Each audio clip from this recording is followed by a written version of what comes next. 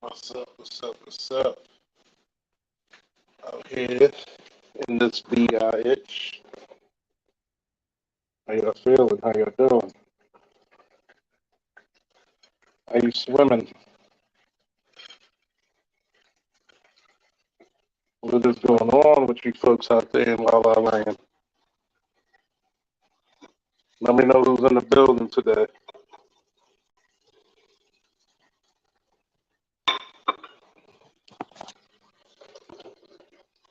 Let me know.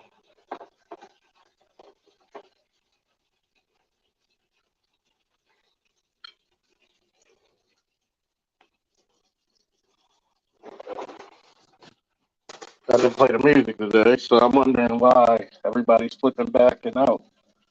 But everybody loves the music, so yeah.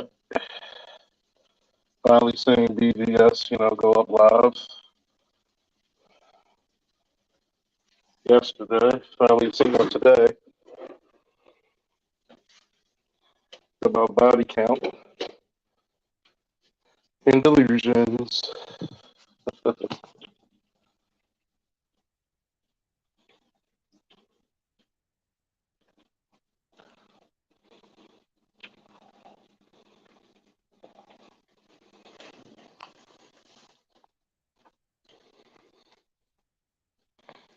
We got Dave Towell.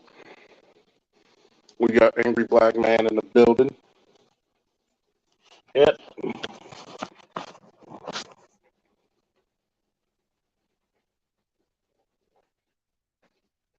I just want to say one thing about body count. Oh, it is hilarious when you're a dude who's been around so many different women.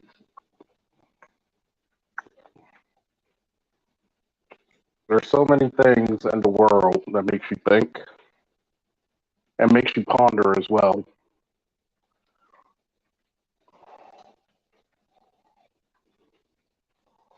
Our body count girls are usually the fun girls. Sorry. They're the fun girls. If you're trying to have fun, guess what? If you got a high body count, that's a winning combination, man. That is a winning combination.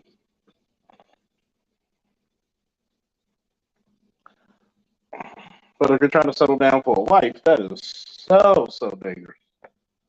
Oh my God, that's so dangerous.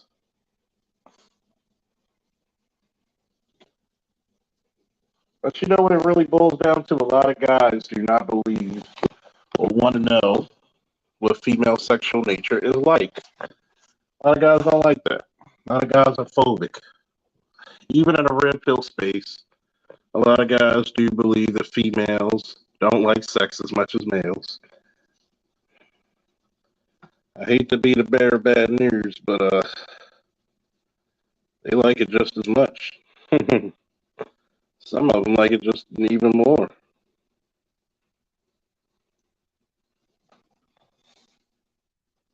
But like Rita Rainbow says, you ain't got to take my word for it.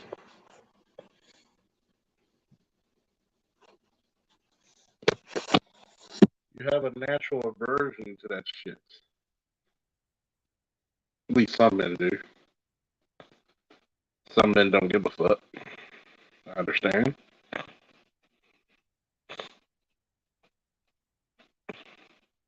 But this is the specialty about it. The specialty about this is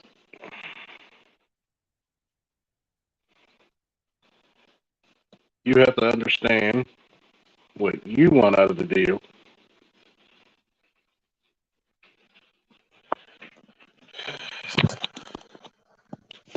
I think that's where we get the issue. A lot of men don't. A lot of men, well, I've seen do this.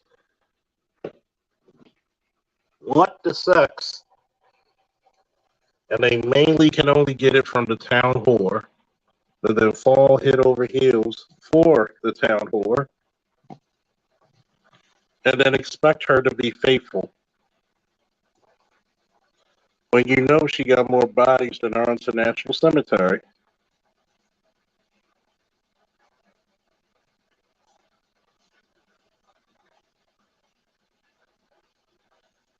You're just playing yourself, man.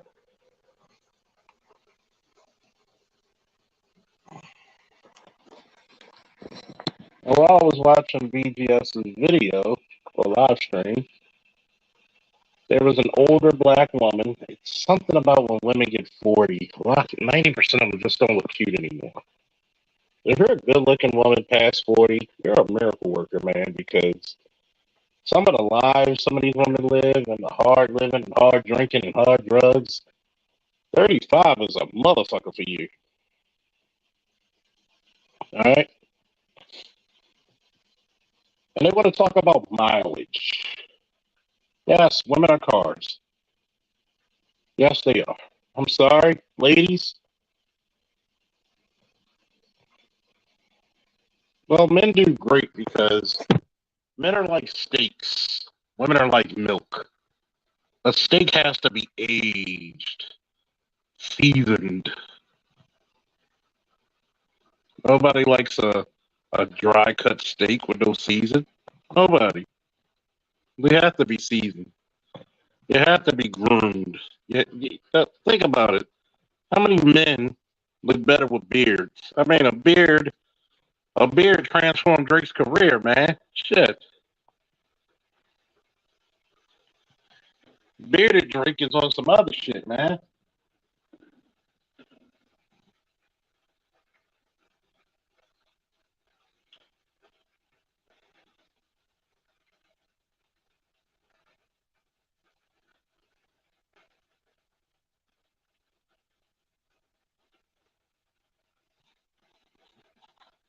You gotta be seasoned. You gotta have something with you. You gotta be able to teach. You gotta be learned, well traveled, well vested. We're not the same when it comes to women. Women are more valuable being untouched, protected, unsolved, unsoiled, unsullied.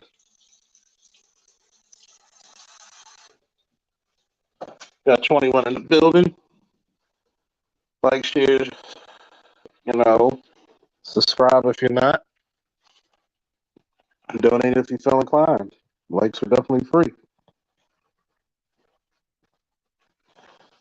That's why I always get into these discussions with women. So y'all could go sleep around. Y'all could go fight wars. Are you going to do that? Let me know. We got 21 in the building. Come on, I should see 21 different names. Unless y'all just background watching. They always want to come compare themselves to men until it's hard work, until it's something that they have to give up. When there comes something about sacrifice, women are closed mouth about that shit.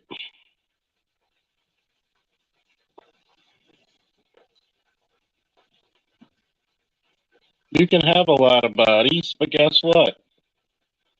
Does a man trust you after that bodies? A man might not say much, but his actions will say plenty.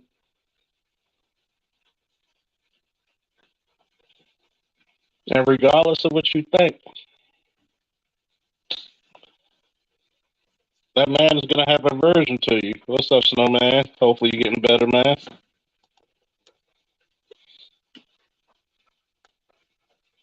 They're going to have an aversion to you. Especially if you have a lot of children and you're unmarried. A lot of guys will give a woman a benefit of the doubt. If a chick has 3 or 4 kids and was married, and she had all those kids by her husband, that's a big telltale sign that says, okay, she has some type of loyalty, especially if she was married a decade or more.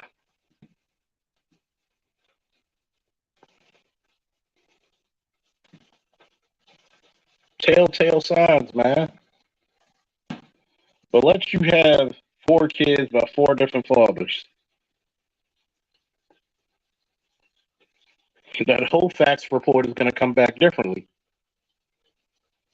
Oh yeah, you can smell what I'm cooking, man. Frying this fish. Not actually chicken. Do you smell?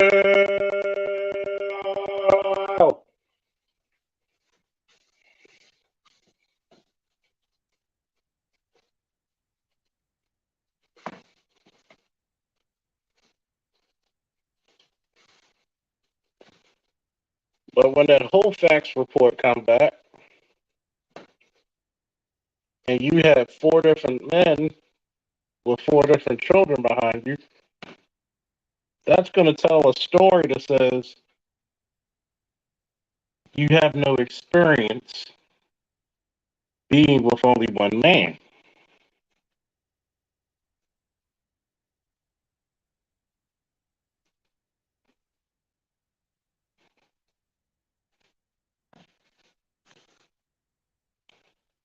You're going to be placed in the category as the fun girl, something to never be taken seriously.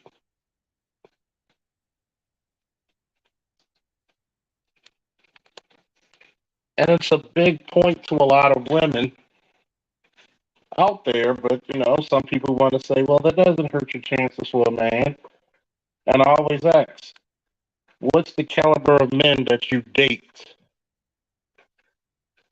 What's the highest ranking man that you ever had? When a woman refuses to tell you the men that she dated, the highest ranking men she dated, that's a problem. And don't give me guys that are 60 and you're 35 or 40. Don't give me those men, because those men only got one thing and one thing for you. That's called money and provisions and maybe some Medicaid. But I don't hate the player, I hate the game.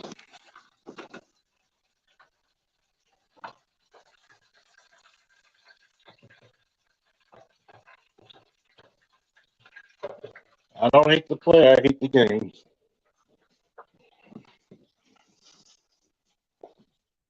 What's the highest ranking man you married or dated? And I had to tell some chicks, don't hold me accountable for men that I outrank. Did you get all those provisions from your baby daddy?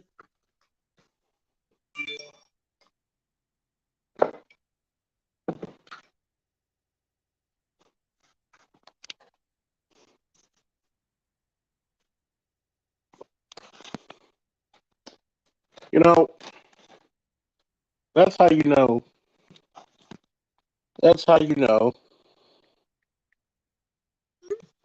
when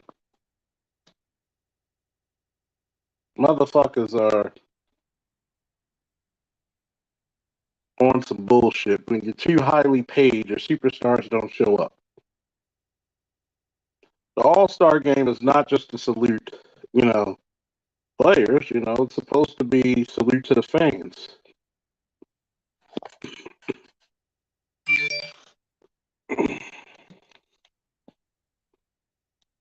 But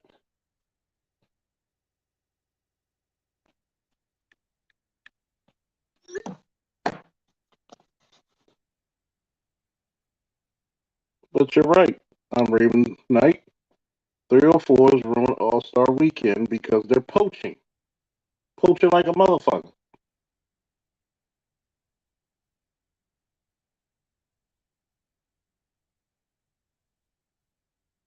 Imagine you going to pay all those tickets where you're supposed to get autographs, see the top players in the NBA play together, spending all that money, and the only people who get to see them are the whores. A little fucked up in my book.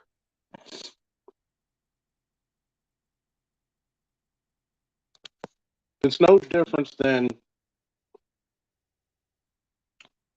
you know, all the delusion you see with women saying they're 8s or 9s.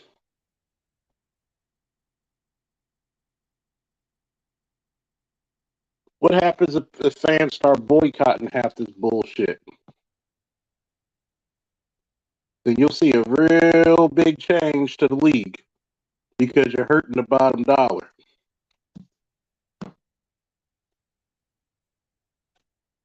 But that's what happens when you put your money in the hands of people who don't respect their fans.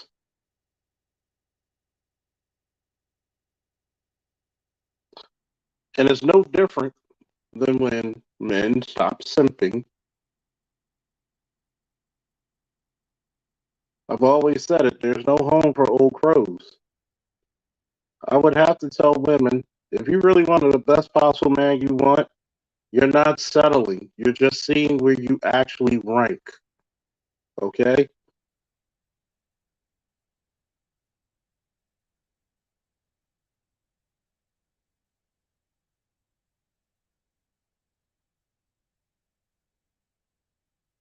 He's not going to. He's not going to.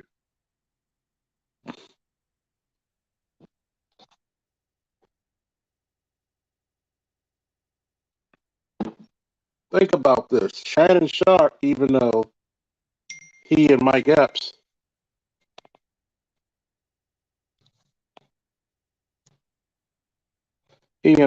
made up.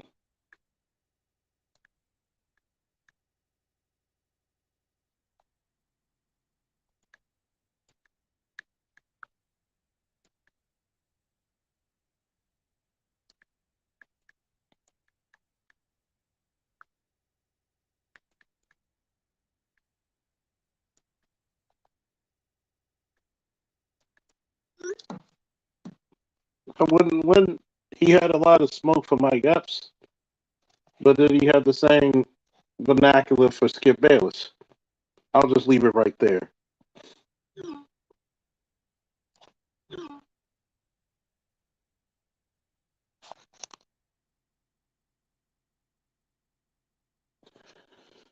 Now, the Hawk TV, A Man Called Hawk. I remember that show. I want you to think about this. CJ Stroud. This is the problem with a lot of young black athletes when it comes to body count. I pray to God he doesn't think that bitch is going to be faithful to him. See, the problem is a lot of these old crows and old hoes were the fantasy girls that guys in high school and middle school used to beat their dicks to. And now that they've reached a certain status, they want to grab the girls they couldn't get back in the day.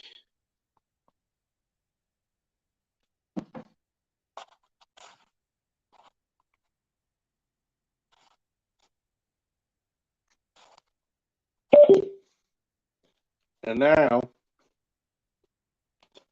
you have these young men who become multimillionaires overnight, literally.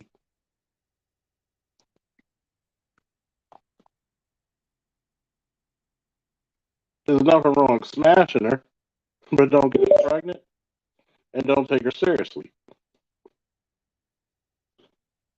I'm just going to say that.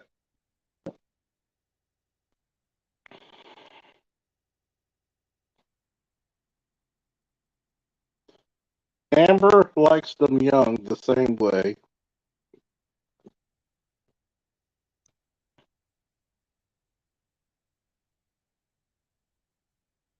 Amber likes them young the same way any other woman likes her man young. So who was in the street fight, you or Sean Strickland? Street fight? Yeah. Think about that. Sean Strickland should be in it. Yeah, because there's no doubt. I'm not going to say I'll be in. It's all about control, manipulation. And this is the reason why if you have a young man who goes into professional sports, that father needs to be his right-hand man. That father figure needs to be on his ear. She's just a fun girl. And once you have your fun, get rid of her. We did it. It was like NFL films. They hit, you know, your boxing stuff. You got anybody that like this is like a joke. Yeah, like they're like, yeah, just to get now. There's an old saying my dad had. When you see a girl in the club, You leave her there. A couple years ago, and he's like notorious for being an awful sparring partner. He just goes there and beats the shit out of people. I left it with my nose. He was. The only thing I hold like prideful about is that I gave him a little. Shout out to Mackenzie for the $2 holler. Oh. Street fight? Yeah.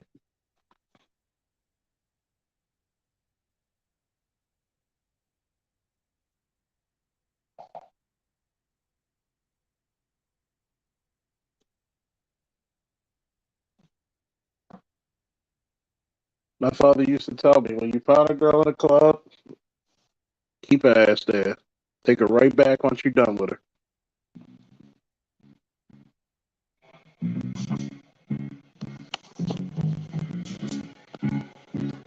We gotta play my little temp music. Curtis Mayfield, Back in the World.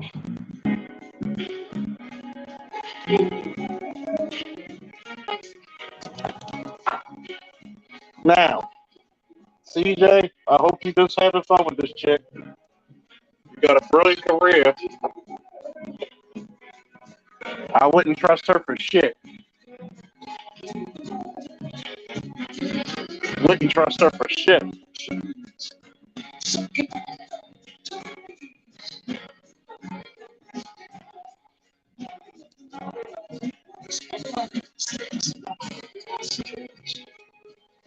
Oh, yeah.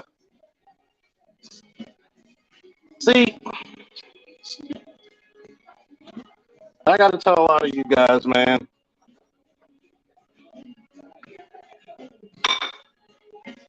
A lot of you brothers out there, dating very attractive women. Nothing wrong with that. But you got to protect yourself. If it's too good to be true,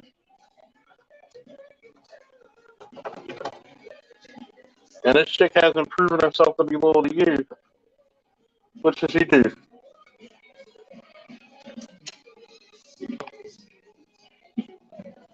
Sailor Maine. Been a while, man. Got Bay, a.k.a. Embrace Villains.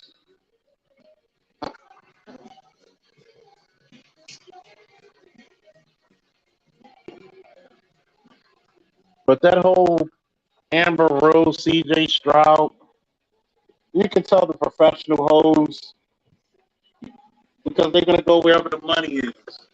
This is probably the most high-profile guy she had since Kanye, somewhat Wiz Khalifa.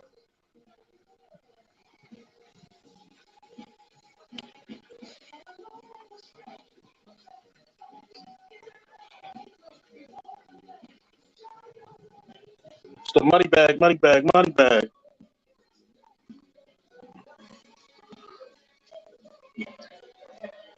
Partially it's because you're black.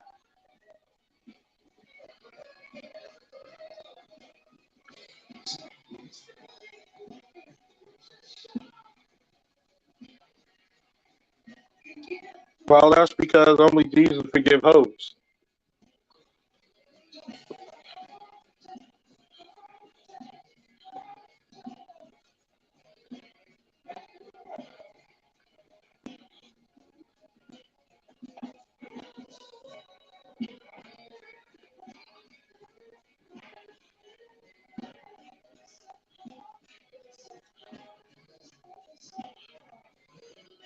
I'm really hoping they listen to those guys and those old school players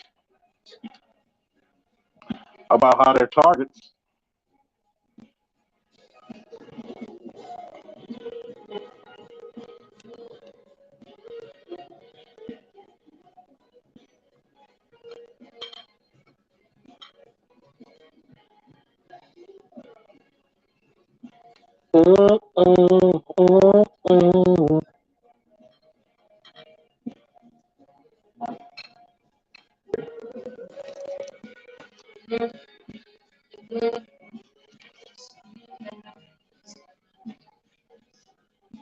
Earlier today, folks, I'm on Instagram. No, matter of fact, it was YouTube because I put it in my community chat.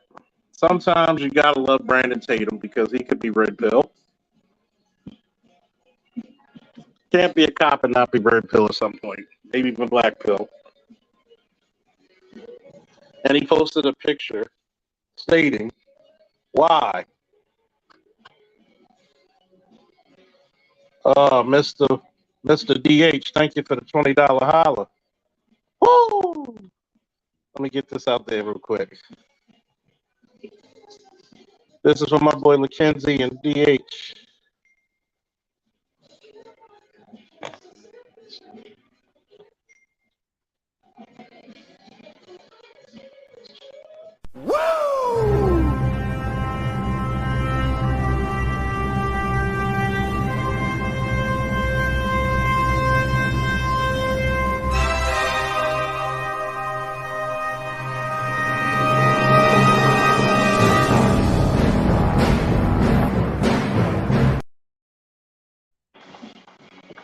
Thank you, Mackenzie and DH, for your generous donations.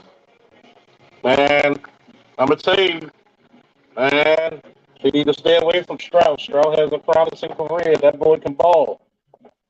Rookie of the year, deservingly so. That motherfucker was balling. Shout out to him and Big Baker Mayfield. When the Texans went against the Buccaneers, that might have been one of the best games of the year. Because they were throwing down, man. They were matching each other step for step, bro. God damn, that was a game. Young motherfucker pulled it off, though. Wow, I'm shocked. Got 40 people in this motherfucker. It's been a while. You know, let's keep it rising. Hey, hit that beat.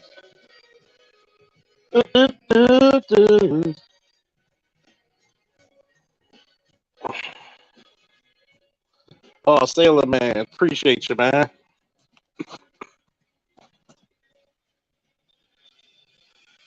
You know, I don't want to give people's real governments unless they want me to, so I just use the initials.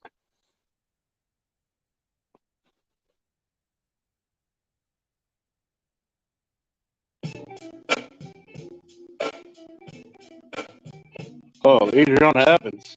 Seeing is believing. God damn. I thought she was so fucking beautiful when she came out in the 90s.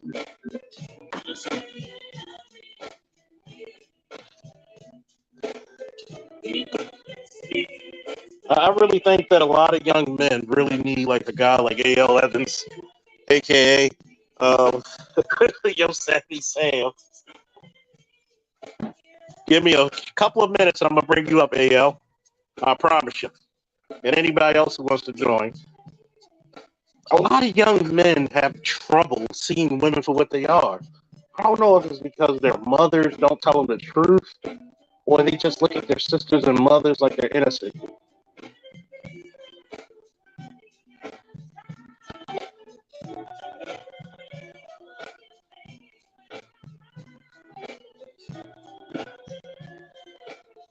She said, just messing with my head.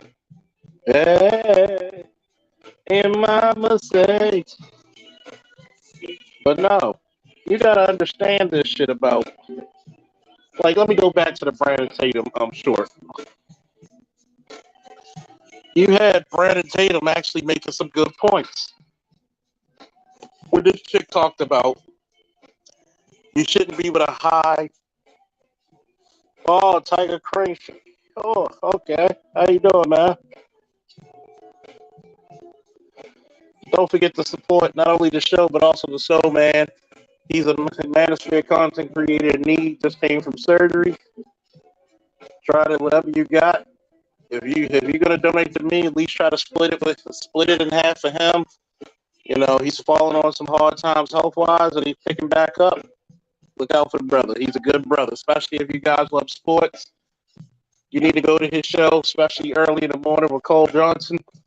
If you want to look at sports with a black man, red pill lens, he's going to give you all the trivia. He's not going to bullshit you from high school, college, and the pros. Snowman in the morning. Woo! Oh, trust me. If y'all come with me and BlurCon, we playing some jazz, old school, contemporary, Japanese. And mama say, oh yeah. But I always thought it was something weird when this lady that Brandon Tatum posted, and she literally said, I know no such thing as a high tier man working at McDonald's. What if he's a manager, a store manager? What if he's a regional manager? They make damn good money. Then she really kind of hit Tatum and myself really hard, talking about ain't no high tier men in the police or fire departments. You're literally, as soon as you get hired by the police department, oh yeah, you got to realize this. Young black men can join the fire, police, and the military and automatically be in the fucking middle class. Because it's not just the money you take home, it's the benefits you hold. And I'm just like, you bitches are delusional. And I agree with Brandon Tatum. And if anybody got any Brandon Tatum connections, I'll bring some cigars. I'll bring a bottle. He can bring a bottle. We'll sit down and talk about our similarities and our disagreements. And believe it or not, we probably agree more than we disagree. Because I do agree with him. This is the reason why you broads are single.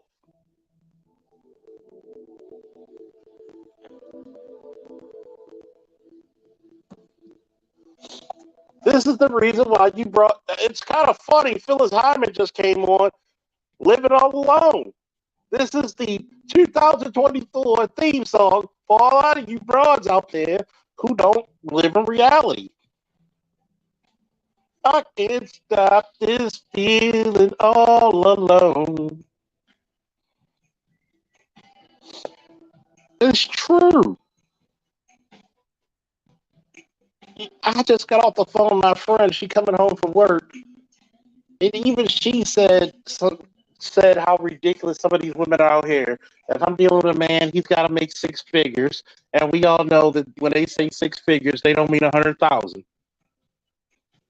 If you want to meet six-figure men, why not truck drivers, police officers, firefighters, operating room techs?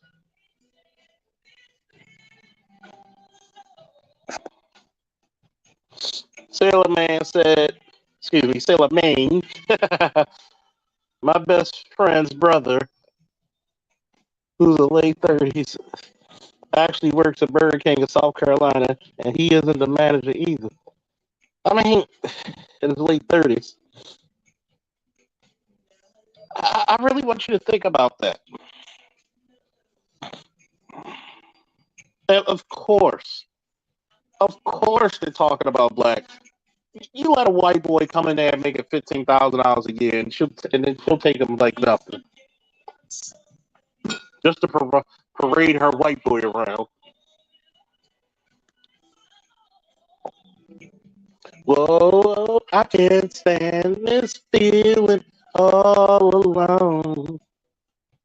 It's getting kind of delusional that you think life is gonna forgive you for sleeping with the whole football, basketball, wrestling, and soccer team, and you get to get away with this shit, man. I don't feel sorry for me. I'm 41. I feel sorry for my godson and my son, who's 20 and 16, and their friends. I can't stand this feeling.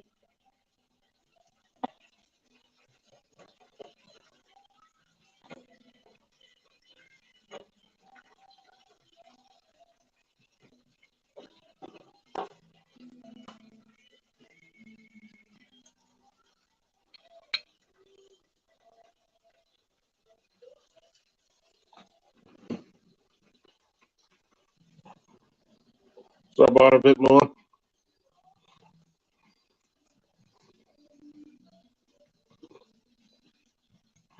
black man's got to do damn near the impossible.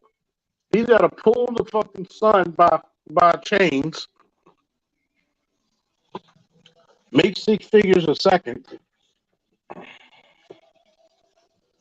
be able to have a dick the size of a fire hose, 18-pack abs, a chest so big you can land an aircraft carrier on, but a white boy could just come in with some overalls and that I love black women, and all is forgiven.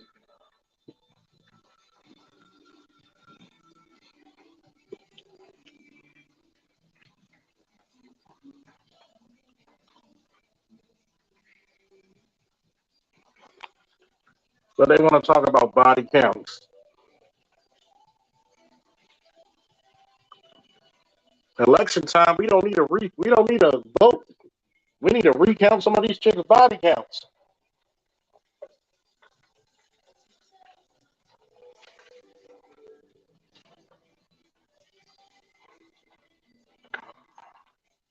You say you only got 2 bodies, but you suck dick like a pro.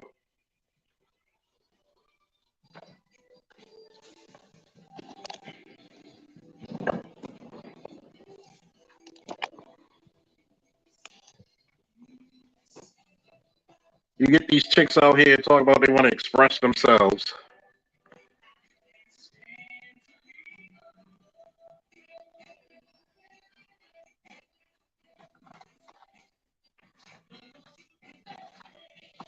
Why do you need to express yourself? Who the fuck you trying to impress? And here's the link for anybody want to come up.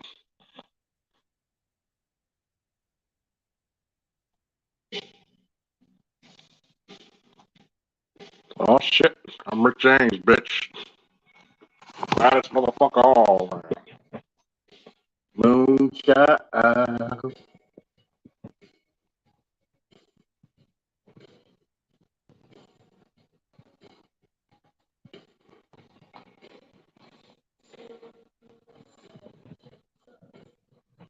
Brian Snows and he grows. We got so many things to talk of when it comes to academic sports. I'm just so happy that this nigga's back and healthy again. With joy my better truth. Yeah, he embraces villainy. I'm enjoying this serenade, man. I'm in a mood. I gotta pick myself up. I've been kind of under the weather this past week, coughing and snoring and barely sleeping. Man, So I was up late last night. Wife came home from dropping off my daughter, went to bed, and she just came in, laid a kiss on me, and says, "Baby, I gotta go to sleep. I gotta get up early tomorrow." I said, "That's fine, because I know I'm gonna be up a bit." I had been worn out the last 2 weeks after surgery, but I'm back. I'm getting all the way back. Charles, Snowman, what in all kinds of blue hell is going to fuck's on? Charles, look at here. Bro. What's that shit you talking about? This hussy, this felonious hooligan of a bitch is trying to date my beloved motherfucking quarterback? Charles, you gonna make me hurt her? Bro, you better get a restraining order on me right now. I'm gonna go hunt her down like the dog bitch she is. Leave my quarterback alone. We've already went through some shit losing Deshaun Watson, a good quarterback, behind allegations behind grimy assholes. I be damn, I'm finna lose this diamond in the rough behind this floozy bitch. She gonna make me call Stroud's mama and tell Stroud's mama, bitch, you better put out an all-points bulletin on this hoe and shoot her where she's staying. She better stay away from my quarterback. I ain't got time for this shit. We just became relevant again, goddammit.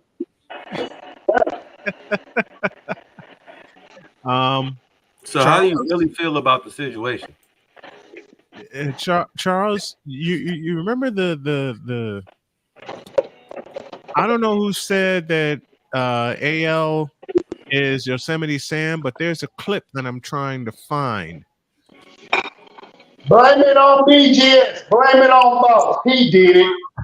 Oh yeah, that's our moonchild, baby. Moonchild. Nope, I don't have it. Or I don't have it in my other folder. Oh yeah, I forgot to salute AL while he in the building. You know, I gotta get my that fucking moonchild was fucking rocking. I don't need no salutes right now, goddammit. What I need is some motherfucking answers. I need the truth, and I can fucking handle it. For the simple fact, this bitch better stay far the fuck away from Dade County, Texas. Leave that man alone.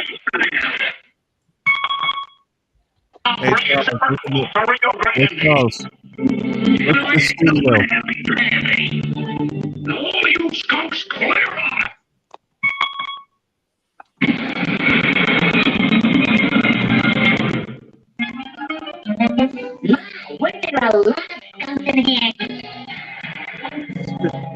My man, Hey, Charles. She's a goddamn varmint. Is what she is. She's a goddamn who-scale varmint. Who called me? I did. I have the original clip from that cartoon waiting for you to play.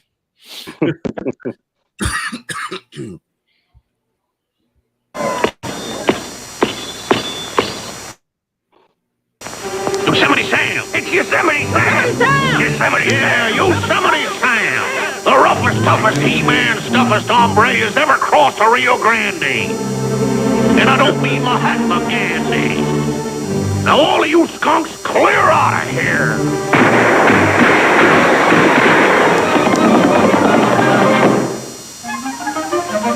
My, weren't there a lot of skunks in here? The roughest, toughest He-Man in his ass varmint who ever lived this side of El Paso. God damn it! And that was the original. Let me explain. That was the original clip in a Bugs Bunny short, and it was called Bugs Bunny Rides Again. But they edited that part to say, and I ain't no namby-pamby, because at the time that the short was recorded, Mahatma Gandhi had passed. So they let it run for a little bit, but then after Gandhi passed, they changed it. That is the original clip from that. Well, you gotta send that to Art New Style, and you gotta send that to BGS, aka the Boss, man. You gotta send them over, man. That's gonna make it. I will make sure everyone gets this original clip. But a little bit of cartoon history. I want to say that was 1949 when they did that short. It's Bugs Bunny Rides Again. Like I said, the original joke was about Mahatma Gandhi, but after he passed away, they went and changed it around, and they started playing it a lot more, especially after, even with the creation of Cartoon Network in 1994, they wanted to keep it PG. So that's why they played the new version, and they don't play the old version anymore. Well, you know what I say, Old Testament rules, goddammit. Fuck New Testament. I got a comment for Calvin Rogers. My wife. Go ahead. I need that clip so every time AL comes on board, we got it ready. But go ahead.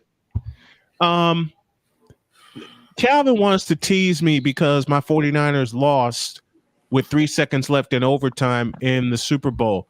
Yeah, to the bandwagon, because I'm gonna tease your ass too. How about them Niners? Yeah, how about them Niners? A, we got the Super Bowl. B, within 3 seconds of winning it. And C, we're going to be back next year in New Orleans. But with all that said, I got 2 gifts here from my wife, belated Valentine's Day Valentine's Day present. She gave, I'll turn my camera on and show you guys what she gave me. Don't do it. Don't rub it in, goddammit. Keep it to yourself. It's called a Valentine's gift for you, not for us. And that's ugly. It's super ugly. No, Am I not allowed to see the Minnesota Vikings are super ugly. Here's the other one that she had ordered for me. Yeah, now that one's worth a damn. But that street sign got to go. You can burn that shit definitely. And my daughter gave me this as a belated Christmas present. So, Jody had asked if I'd like it in my new man cave. I'm like, yes. Do you have to ask? But the only thing is, I have to split the walls in half and decorate it with some cult stuff also, which I plan to do anyway. Okay. Any issues? Why would I have issues when my daughter was born at Peyton Manning Hospital? No, I'm not asking you. I'm not asking you. Asking my Niner haters. Well, you know they're going to be plenty. Hell, they started before the NFC Championship. You know that. Oh my God, I can't believe they started that Sunday 30 minutes before kickoff. How do I know this? Because they were all chirping at my ass. I only have one question to ask. Mm-hmm. What is a game? What is a game changer? Define a game changer. That's what I want to know. Let's see. Patrick Mahomes, Brock Purdy, Lamar Jackson. I mean, define the attributes that makes one a game changer. Define the attributes. Take the second half of the NFC Championship. There's your attributes right there. When a quarterback a quarterback that can lead his team back from a 17-point deficit, put the team on his back, and have 50 yards rushing in the second half. No, check that. 50 yards rushing in the fourth quarter. But did he throw a touchdown pass while doing a backflip from 80 yards away? No, didn't need to. Then he's not a game changer. Did he do the windmill while blocking the punt at the goal line? Okay, Tylenol. Okay, Tylenol Hufanga. If you don't leave that game managing quarterback alone here, he's just trying to recreate Tom Brady's career. That's all he's trying to do. Let him make it. Cam Newton said that Tom Brady is the greatest game manager in the history of the NFL. I'm trying to figure out, what's a game changer? If Tom Brady is a game manager, then what's a game changer? Cameron Jarrell Newton said what?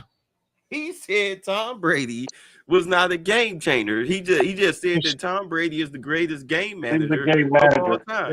Which lets you know right off the bat that what Cam Newton said about game managers and changers was utter bullshit. No, that was true. He's a good manager of the game. He's a good manager of the game. But hold on, fellas. All bullshit aside, he can't even get that credit. A game manager is a quarterback who is allowed to call his own plays. You remember quarterbacks from the 1970s like Terry Bradshaw, Roger Staubach, Burt Jones, quarterbacks in that, like quarterbacks who are allowed to call their own gameplay. These modern day quarterbacks get everything hand-feeded into their goddamn ear hole through their motherfucking helmet, and they gotta follow the rules and regulations.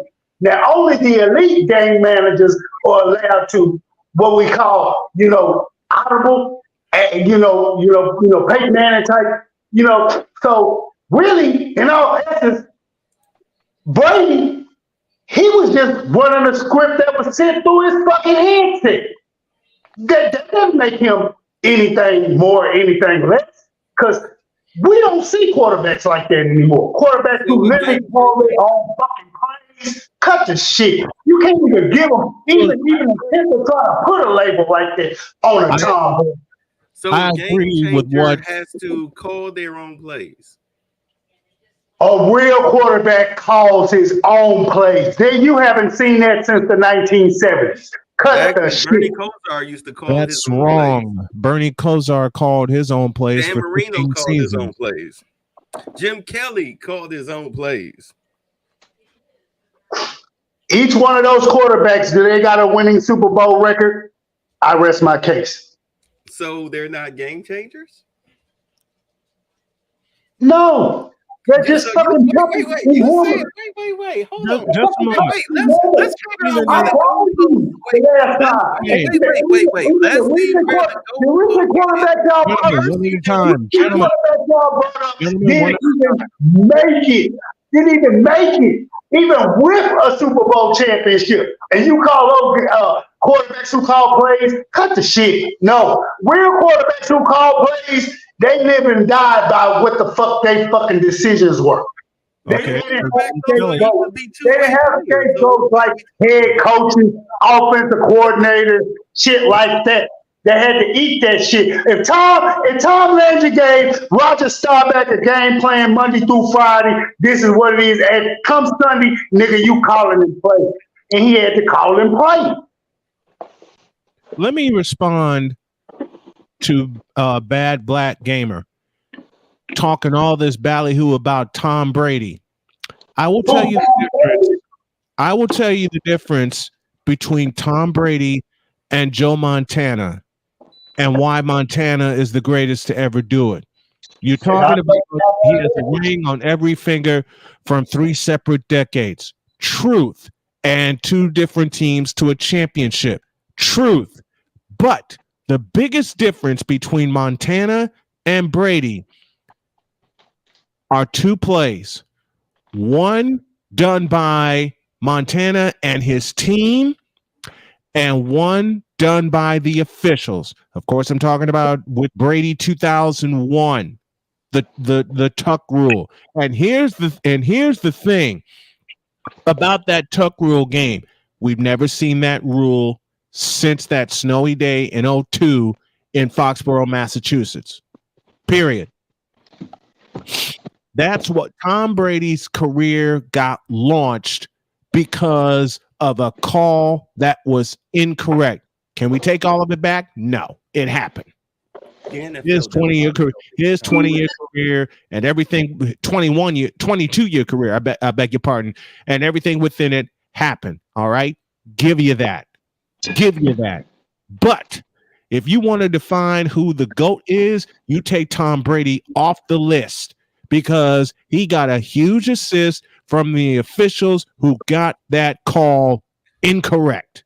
Plus period. His career, the NFL has always had his back. That whole deflate gate, he should have been kicked out of the league because that's fucking with the gambling. Agreed. I will do y'all all one better. There's only 2 GOATs at quarterback. Both of them are 4-0 in Super Bowl. Mark what I just said. 4-0 in Super Bowls. How many losses has Tom Brady had? How many losses has Tom Brady had in the Super Bowl? Are you calling Terry Bradshaw a GOAT? Yes. 4-0. And I don't even like Pittsburgh. They beat my Oilers twice. But I'm honest enough to say, when you win 4 straight Super Bowls with no losses, i.e. Terry Bradshaw, i.e. Joe Montana, and I don't even like Joe Montana, but they're GOATs because why? They have 4 Super Bowl victories, 0 losses. You cannot even put John Elway in that list. He has 4 losses to 2 Super Bowl wins. You cannot even put Peyton Manning in there. He only had 2 Super Bowls with 2 different teams, and he lost the Super Bowl. Yep. The only other 44. who could possibly come second to those two is maybe Eli Manning and maybe Troy Aikman. Troy Aikman, 3 Super Bowls, no loss. Eli Manning, 2 Super Bowls, no loss. That's the equivalent of what you're looking for as a GOAT in quarterbacks. You cannot lose a Super Bowl. You cannot lose a Super Bowl. Plus, look who he beat.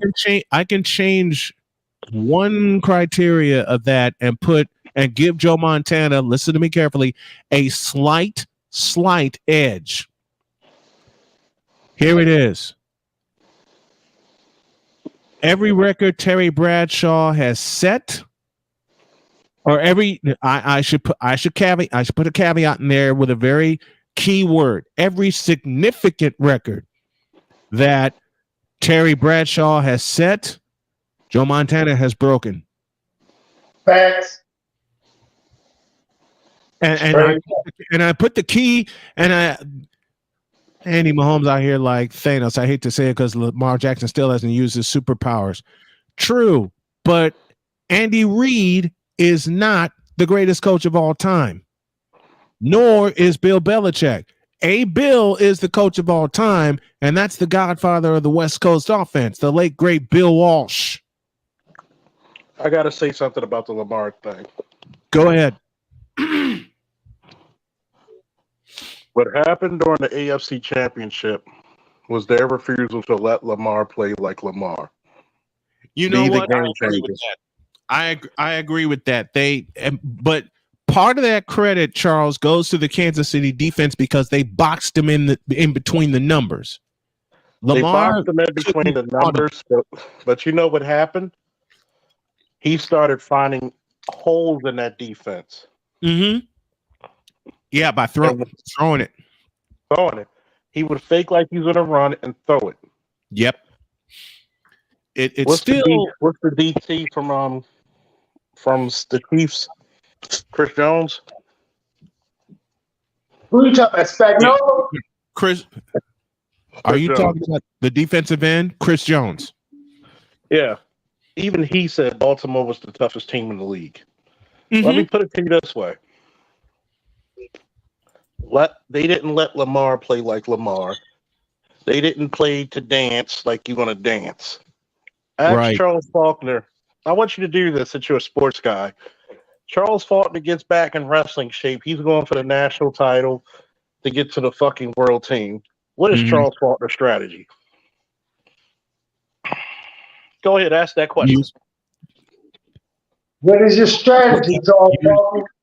I'm going to do what won me championships and high placements in international tournaments. And that's I'm going to tie up. I'm going to wear you down. If I'm faster than you, I'm not tying up. I'm gonna fucking take your single leg or your double leg, and then I'm gonna beat the fuck out of you for 6 whole minutes. Do what brought you to the dance. That's simple. You're gonna diddy bop. You don't change anything when it comes. You go to old reliable. Yep. Yes, bad black gamer. Bill Walsh.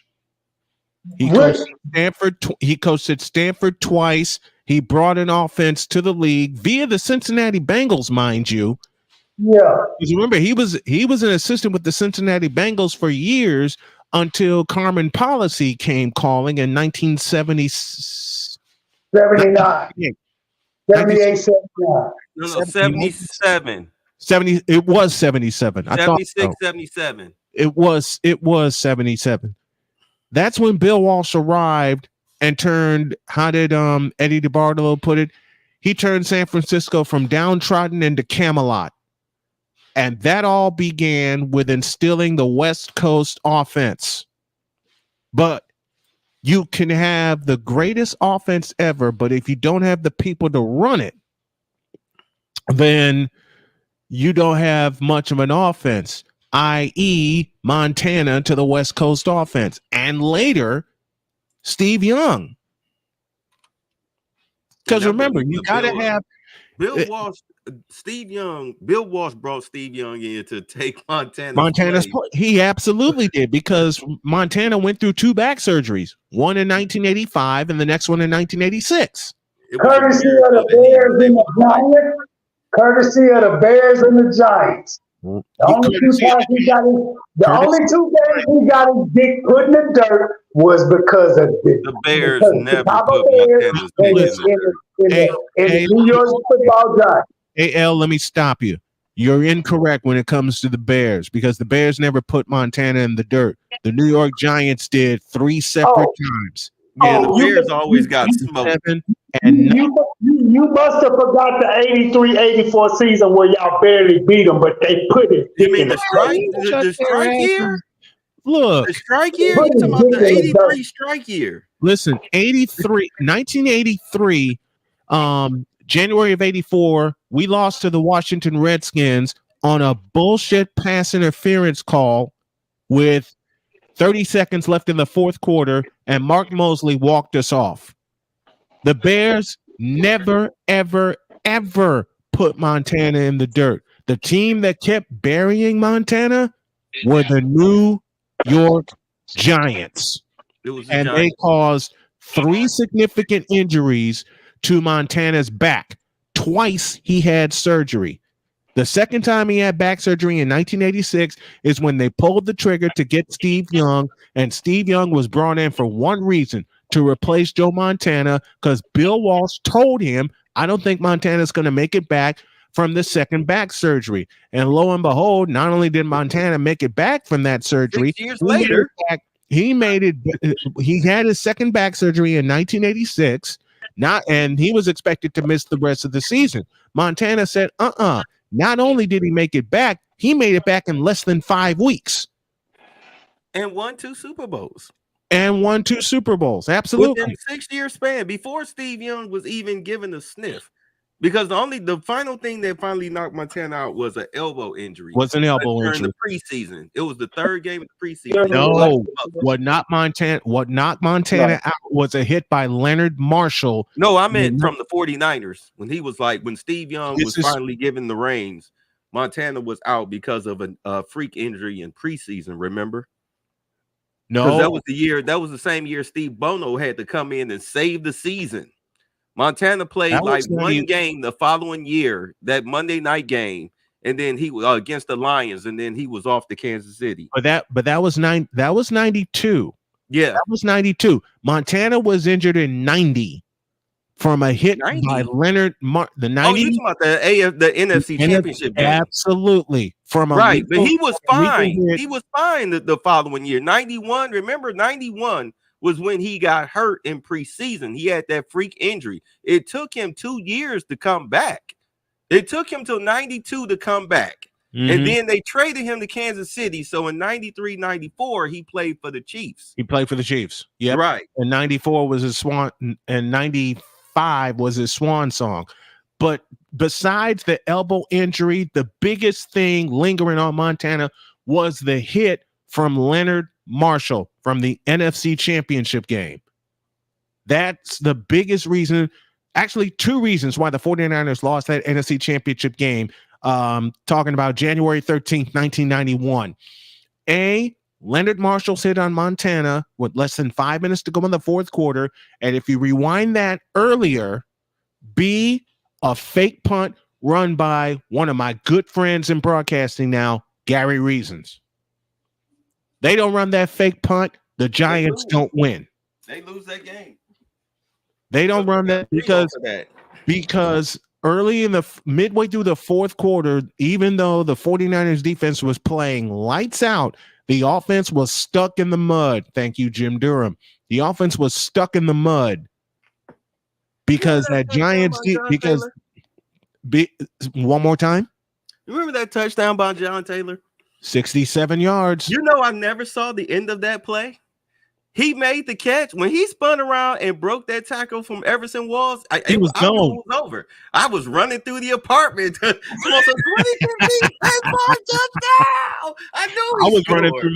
was running through my dorm room. I was away at college in 90, but I was running through my dorm room when that happened. But man, there was a whole bunch of us watching that game.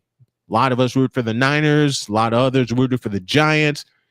But as I said, there are 2 significant plays from that game. The hit on Montana by Leonard Marshall that knocked him out, and then the fake punt by Gary Reasons. If they don't run if Bill Parcells, who I love dearly, and I classify as one of the GOATs of NFL coaches, if Bill Parcells does not run that fake punt and take a chance and catch the Niners sleeping, they don't win that game. And the 49ers go down to Miami and put a foot in Jim Kelly's ass. You know, you can tell the greatness of a coach, not just by wins, because I mean, you can hang on like Don Shula did for 40 years and be the all-time winningest coach. You know, Bill Belichick tried to do the same thing. Oh, but man. Your coaching tree, what you've done in the short, if you can prove yourself within 10 years, prove yourself within 10 years, and then your coaching tree to follow. It's so many free. I mean, you had 2 coaches playing in the Super Bowl that are part of the Bill Walsh's offensive coaching tree. Yep. That's ridiculous. And Bill Walsh was from a coaching tree himself under Paul Brown. Also, your boy, the Ravens head coach. He's from the Bill Walsh coaching tree. People they forget that. He's part of the Bill Walsh coaching tree. It's just crazy how, like you said, babe, people don't research the coaching tree and see all that's going on. You know who's coaching? You know whose coaching tree you should never put money on? Who's that? Bill Belichick. Bill Belichick. He has the shittiest coaching tree that ever lived. Everybody who's followed under that man has failed and failed miserably. That's why he don't have a job. People know. Look, everybody knows that he's a glorified defensive coordinator. If it wasn't for Tom Brady, he would not be up there in wins like he is. You see that. You see that they had a great defense that year. Matt Castle played, but Matt Castle going to any Pro Bowls or looked upon as a great quarterback or at least a pretty good quarterback? Nope. He had one good year, and I emphasize the word good. Well, when all you have to do is throw it deep and let Randy Moss go up and get it, or just throw it 5 yards across the middle to Wes Welker. I mean. Hell, I can have a Pro Bowl season doing that. And let Wes Welker do the rest. What they tried to copy with Wes Welker and Randy Moss, the Niners already had. And you know the receivers I'm going to name, Jerry Rice and John Taylor. Take a 4-yard slant and turn it into a 68-yard touchdown. But they couldn't copy it in the game that mattered. Well, that's why I asked as far as concerning Ayuk and Samuel, like outside of the Patriots and the Panthers, and who else is wide receiver strapped? The Patriots, Bengals. Panthers, Bears. Oh, the Bears. So you take away those 3 teams, what teams are they starting for? I think Ayuk could possibly start. He's a much better receiver than Samuel. Possibly start. Okay. Possibly be in the works. Who's the team? Name the teams. Name at least 5 teams outside of the 3 that he could be the number 1 starter for. Ayuk could probably start for the Panthers. No. We took out the Panthers. The Bears. And what's the name? The Panthers, the Bears, because those are the most obvious receiver strap teams. You can also include the Atlanta Falcons on that list. I was about to say the Falcons. You can include Falcons got receivers. They just didn't have it. Arthur Smith was a freaking idiot. They still don't have receivers, and Arthur Smith is still an idiot. No, they still don't. They don't have. You know the best weapon. While we're talking about the Atlanta Falcons, hold on, wait. I want them to name the teams. Name at least 5 teams outside of those 3. All right, let me go. Hold on, let me go. Let me think. Hold on, guys.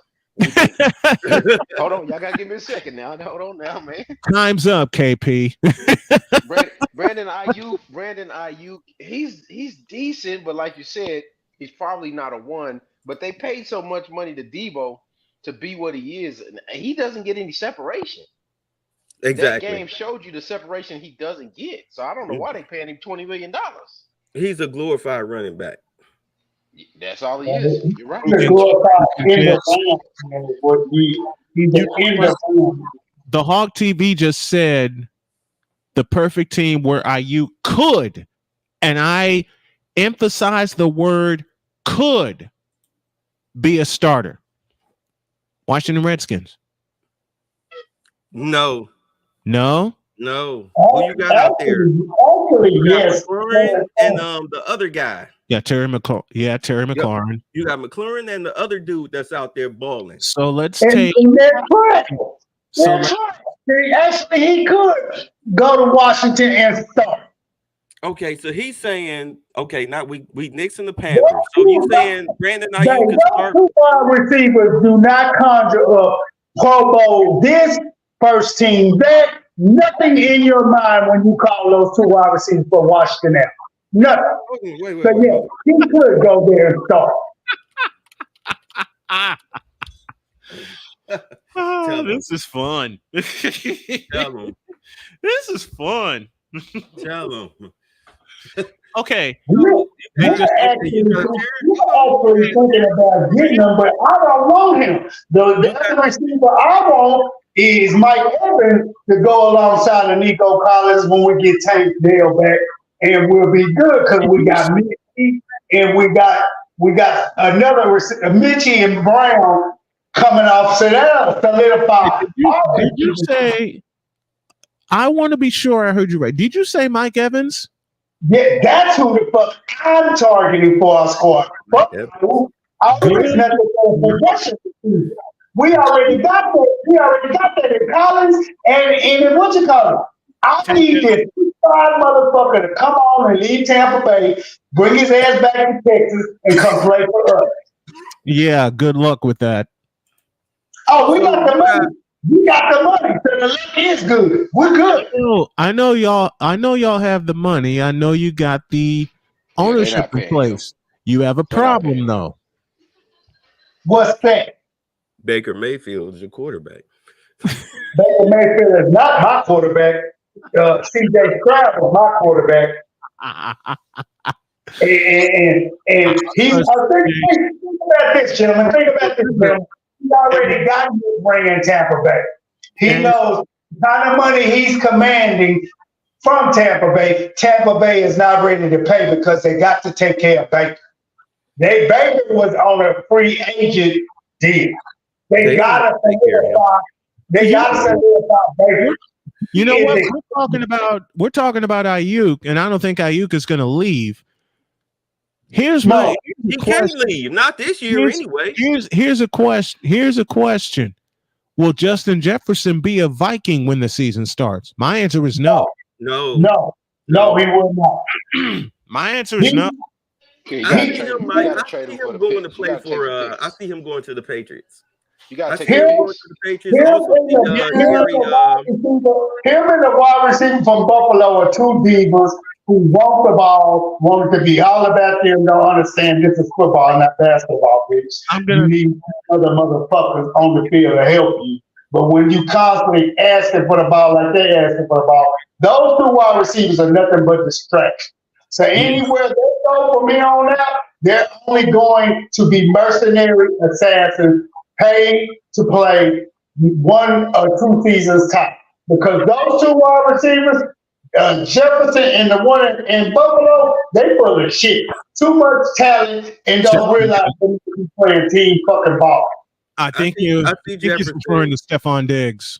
He is. I see Jefferson and Evans. I see both of them going to New England because they have. Mike Evans goes to. Wait a minute. I don't think Mike Evans goes to New England. Wait a minute. If Mike Evans goes to New England, his career is dead in the water. Hold on. Dead. Why would he want to go somewhere where they don't have a quarterback and they don't know what the fuck they're doing? At this point, everybody can see and say New England does not know what the fuck they're doing as an organization. Period. Point blank. No way in hell Nowhere the hell Mike Evans goes to New England and watch his career die. That's not happening. That's not happening. Going to pay a 30-something-year-old wide receiver, top tier NFL catcher money. Who else is going to do that at his age? Who else is going to do that? Who? Houston. We're gonna call for that money. Going with a whole youth movement. Yeah. And all we need is a prize wide receiver who's not afraid to go. But that's not what Houston management says. Okay. But going back, let me get back to why I said the Patriots. Number one, you've got Gerard Mayo. You've got a black coach. All right. He's going to bring in a actual offensive coordinator, not a bunch of goof troops pretending that they know offense. So therefore, the offense is going to be friendly. It's going to be up to date. True. There's no way in hell that I, as a wide receiver, sitting up there knowing that I'm about to get a brand new quarterback. I've already got a damn good coach. I'm about to get some offensive coordinator, and they've got $70 million looking to spend. You mean to tell me I'm going to give up ever ready for never ready or possibly ready? Why would I do that? Okay. Now I'm on the opposite end of this. We also got 70 plus million to spend. Mm-hmm. We got a quarterback that's dynamic, rookie year, can sling that rock. Mm-hmm. And we're a playoff contender, and we just won our division versus a doormat now. Where would I go? It's too much upside in Houston for him, and he's from Baytown. He's right outside of Houston. He'd rather come back home than go all the way up in the cold. And he's been playing in Tampa Bay all these years in a warm weather city. Ain't nowhere in hell he's going up north. Hold on. Why would I, as an organization who's went with this complete and total youth movement, bring in an aging wide receiver and overpay? Not doing that. No, they're not. Why would I do that? They're totally within the youth movement. If you really want to look at it honestly, for Houston with who's available, it's Brandon Ayuk or nothing. And you're not landing Justin Jefferson. I believe he's going to head to New Orleans. Hey, Snow, if I could see him doing anything, AL, I could see them trying to trade for T. Higgins before Mike Evans because T. Higgins is due a big payday, just like Brandon Ayuk. Brandon Ayuk is he's actually fourth on the wish list. He's not second or third. Fourth on the wish list. We're going to go after one older bookend receiver who still has skills. Period. Point blank. Whether y'all like it or not, it's going to be either Mike Evans or we're going back after Deshaun Watson. Period. Point blank. No, we don't want Cincinnati's trash. We don't want the Vikings trash. We don't want Buffalo's trash. Only thing we want is either Mike Evans or D Hop to go alongside of Nico and then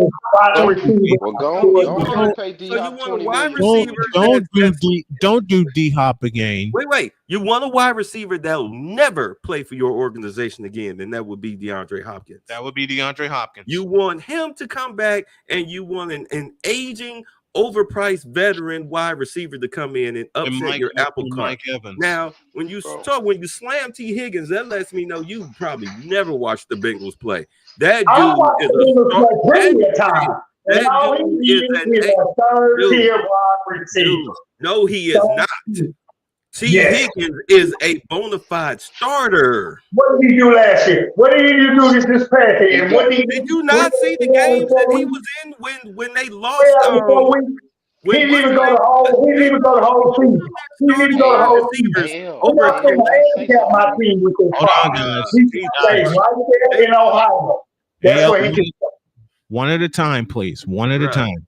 The Bengals lost both of their starting wide receivers at different points of the year. T. Higgins was the glue that held them together, especially when they lost their quarterback. T. Higgins was out there making one-handed back semi catches, looking like Jerry Rice wrapped in Terrell Owens with freaking what's that dude's name? The tall wide receiver, Randy Moss. With Randy Moss's athletic ability, T. Higgins is a baller. He's going to command A1 starter money. The dude can play.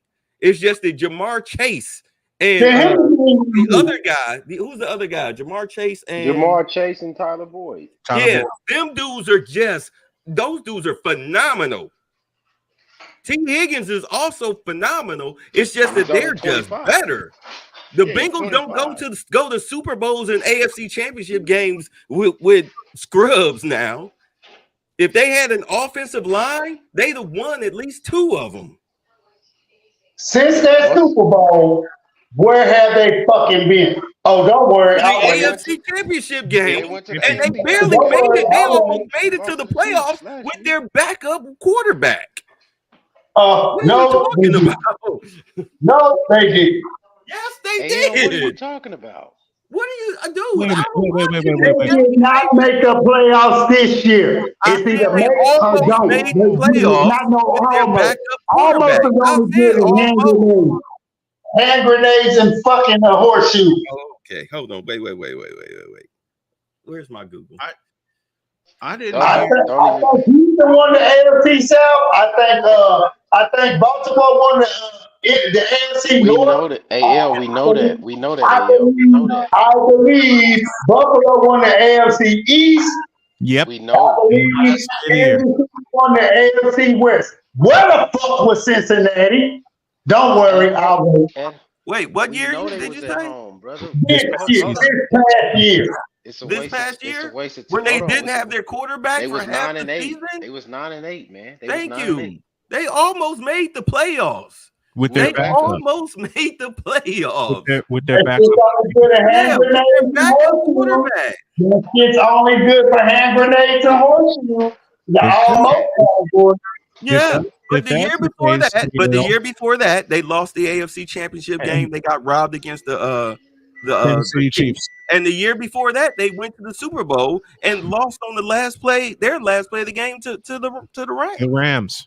Right. So what are you talking about? And remember, the 21 Cincinnati team was being talked about as a straight up loser because of one very big problem that persists in New England since Tom Brady left: lack of an offensive line. Because remember, in 2021, Joe Burrow, I want to say this correctly, KP, correct me if I'm wrong, took the most sacks in the NFL in 2000. Matter of fact, he did it 2 consecutive years. And Brian Snow and Mr. Snow, he tore up his knee the first year. He tore his knee the first year. The most of those injuries can be attributed to his offensive line. When they drafted Jamar Chase and they added him with T. Higgins, they made the Super Bowl. The next year, they lost to the Chiefs in the AFC title game by 3 points. On the final play. When the guy knocked Mahomes out of bounds. 15-yard penalty. Then they just went 9-8 this past year. Look, man, at the end of the day, when you got a quarterback, you got a chance. Joe Burrow gives them a chance every year, just like C.J. Stroud gives Houston a chance. And I mean, Stroud it is what it is. Give Houston a chance for a long time. There's no point for them to pay a receiver that kind of money when they just drafted Tank Dell and those other guys. They're youth. They're not about to spend that money like that. They're gonna have to pay this money for Will Anderson and C.J. Stroud in a couple years.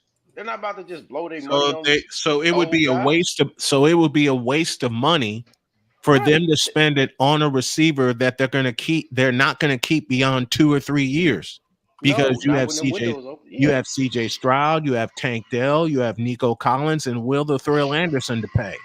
And they got Dalton Schultz at the tight end. They can re-sign him, and they'll be all right.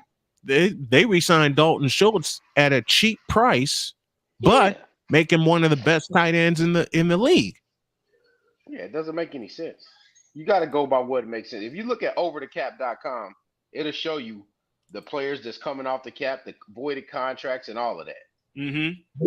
The next thing y'all gonna tell me we shouldn't even go after Derrick Henry, huh? You gonna tell me we shouldn't go after him either, too, huh? Because he's Who? Derrick Henry. He's not on your plan. What about the old man? Sense for your team, man. What about the old man? What about Derrick Henry, the old man? What about him? He doesn't make any sense for your team, AL. Your team is young. How does he when he's still 1,000+ yard rush? Okay. What do you need him for? You're gonna pay him to do You what? don't have a fucking run game. You have a running game. No, we don't. Yes, The star running game off his job to a fucking scat back. Let me get this out here. So you're gonna hand the ball off to a 10-year plowing veteran. That's what you're gonna do. You're gonna give it to a guy who's just a straight ahead runner. That's what you're gonna do. Hold on. Right. Who still commands a whole lot of bodies to bring him down. AL, let me just say this to you real Not quick. this past year. Let me just say this to you real quick. He still rushed for over 1,000 this year. He rushed for 200 and some yards more than our backup cat back. AL, can you relax? Bro. Oh, I'm relaxed. You talking over us. We can't even get a word in. Listen, all I'm saying is this, AL. Look at what the Chiefs just did with Pacheco. Your team is about to draft running backs like that. They not about to pay no running back, bro. They're not. They gonna have to pay the wide receivers and the quarterback.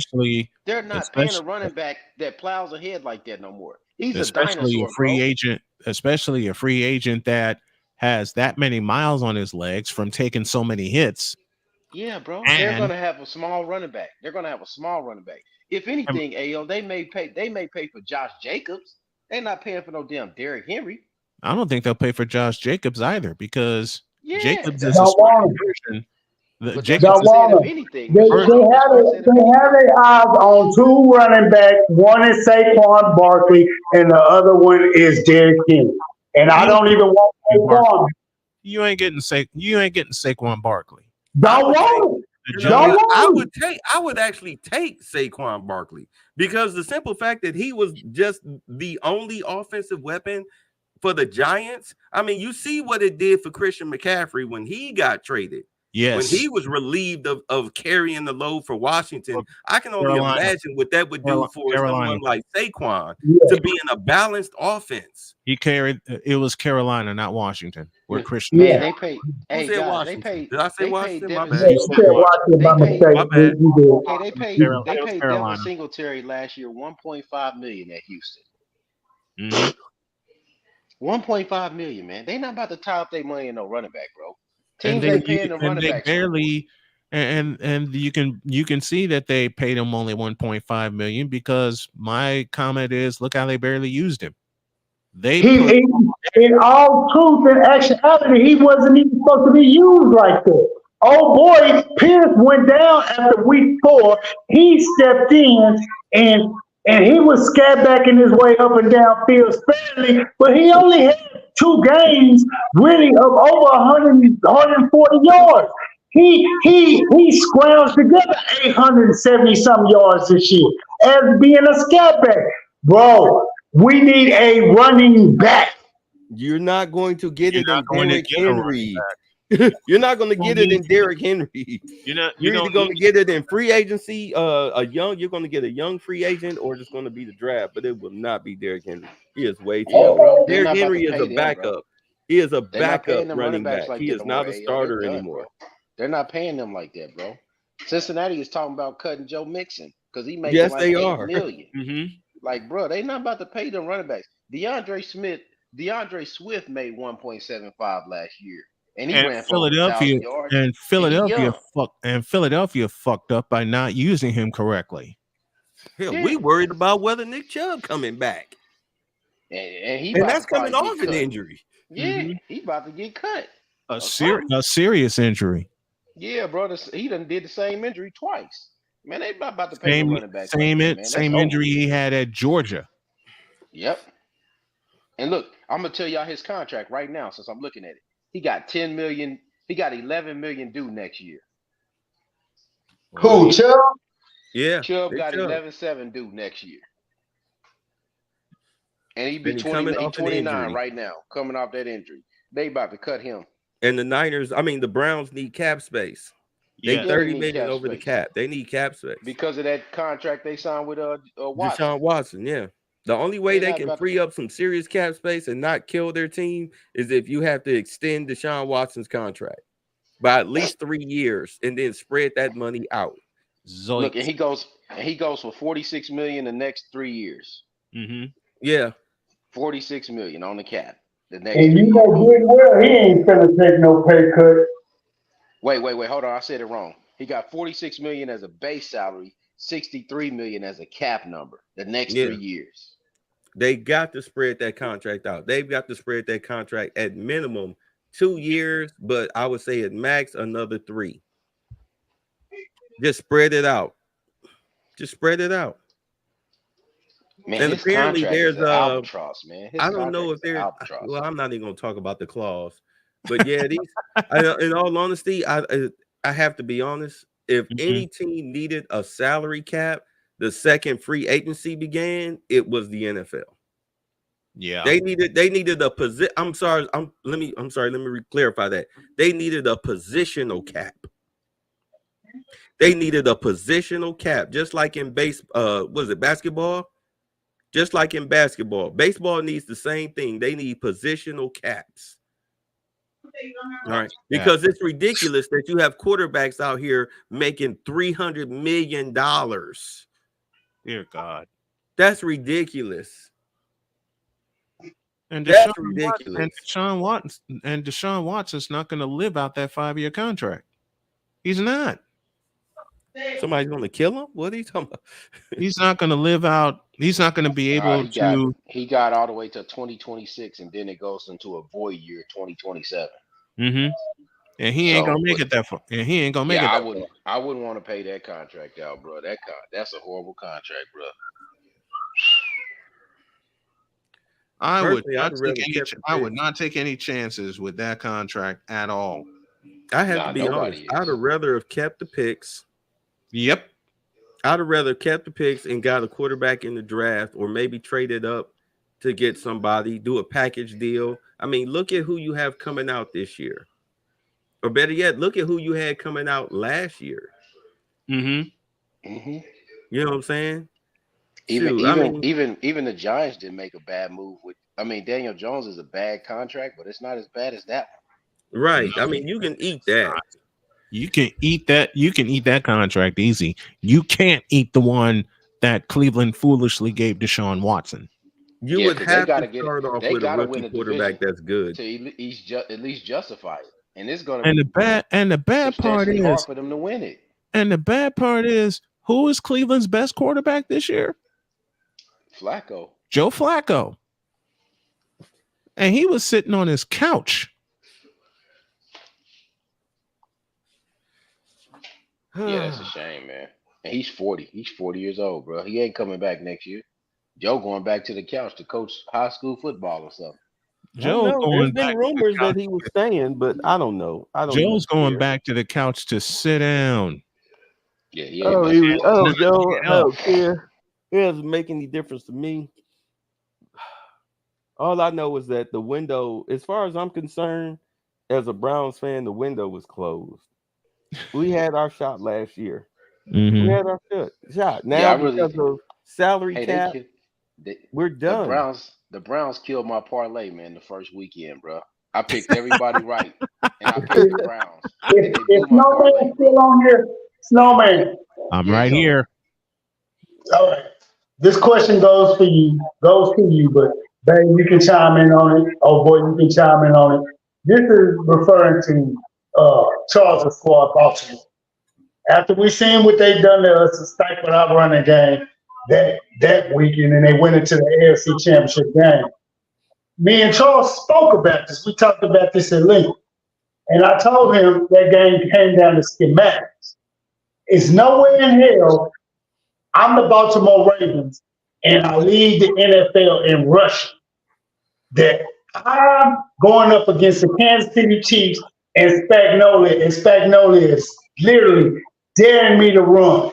All Spagnolia had on the field was 5 to 6 defensive backs, 90% of the game. And you only gave the ball to your running back 6 times? Nice. Then you told your quarterback, I want you to 3, 5, 7-step drop. 7-step drop and run or scramble, not a lick. You have to understand, bro. Prove to the NFL you're a pass. You have to understand, bro. The NFL is rigged. All right, the NFL is scripted. It's rigged. You don't leave a multi-billion-dollar annual billion-dollar corporation to chance. All of that shit is scripted. You really think John Harbaugh is so stupid that he just gonna rely on Lamar Jackson's arm the whole fucking game in January in Baltimore? Never seen nothing like it, have you? Right. The NFL is scripted. It's scripted. Hey, hold on. You think it didn't kill him to throw that game? Hey, Bay, did you notice that every time that these guys win, you ever pay attention? I want y'all to watch this now. Every time they win now, once you see them show with your favorite player, when they win the championship, what you see them show with it? Y'all remember? What? They show them with a damn wrestling belt. Every one of them. Mm-hmm. Every time you look up, oh wow, you know what? Yeah, they do be having the wrestling belt. Steph Curry had a wrestling belt the other night. Patrick Mahomes had a wrestling belt at the parade. Weekend. Yep. They've been having wrestling belts everywhere, bro. Yeah, because they know that's an you better inside accept joke. it as it's entertainment, brother. Yeah, it's an inside joke. That's why the NFL will always is labeled as sports entertainment. So that way it can avoid antitrust suits, all of that stuff. And you knew that the jig was up when they started giving the players a cut of the money from Vegas. You knew it was up. They gave them a cut back in 2018. That's when you knew the NFL was scripted. Wait, and put it this way too. Add this to it. You cannot tell me that with all the betting sites that pop up now that them players ain't betting on games. You must be a damn fool. Oh, of course, because they already know the outcome. Shannon Sharp just did a mini expose on that one player who was with England. Who was betting on his team shit. Oh, the wide receiver? Let me pose a question. Calvin Ridley. Let me pose a question. Mila said they throw games in there. The dude's last name is Boulay or Boute or something like that. Hey Charles, what is your Ridley got suspended for a year for gambling? For a full year. Who else got suspended for a year for gambling? Who else? Somebody. That receiver they just called. Okay. The one that Boulay. We got Google. Calvin Ridley got, and then LSU just had a player from college football get caught too. Yeah. Keyshawn Boutte. Hey, Charles. He played for New England. Yeah, he does. He plays for New England now. Yep, AL. He does. The second one. Okay. Isaiah Rodgers, Rashad Berry, and Demetrius Taylor. Okay, so it says here, NBC, the NFL suspended 10 players for gambling over the past 2 years. Let's see. Calvin Ridley, of course. Safety CJ Moore, receiver Quintez Cephas, and defensive end Shaka Toney. The coach waived Rodgers and Berry on Thursday. Taylor's a free agent. Okay. So ever since they started getting paid, they've been gambling to an extent. I mean, some of them gamble through friends, which is smarter, but they're gambling. You don't put down so much money. You be careful with how you spend, because the IRS and the NFL is watching your ass. So you only put down a minimal amount, maybe $2,000. You might win maybe 10 or 12. You don't do it every goddamn Sunday. You do it maybe once a month. Maybe you throw in some gambles. The rest of the 3 weeks you lose here and there, but then you hit big. If you hit big at least once a month and lose the other 3 minimal amounts, you keep gambling the same amount, you'll be all right. It shouldn't bring up any red flags. Keyword shouldn't. Right, shouldn't. Hey, since the guys got podcasts now, it's a lot of athletes. I was watching Rasheed Wallace talk about the NBA. And he was talking about the NBA refs. He talked about how when they knew they had certain refs, they knew the fouls was gonna be called, and when they wasn't gonna be called. Right. So that's just like, bro, like if people can believe what they want to believe, like Bay said, man, I've been believing this a certain way for a while. And this is what I believe. I'm gonna say this, I'm gonna throw myself out there, and we can revisit this next year around this time. I believe it's fixed. But I believe next year they want the Bengals to make the Super Bowl and possibly win it because it's going to be in New Orleans with Joe Burrow and LSU. Da da da da. You can take it for what it is, but that's just what I see.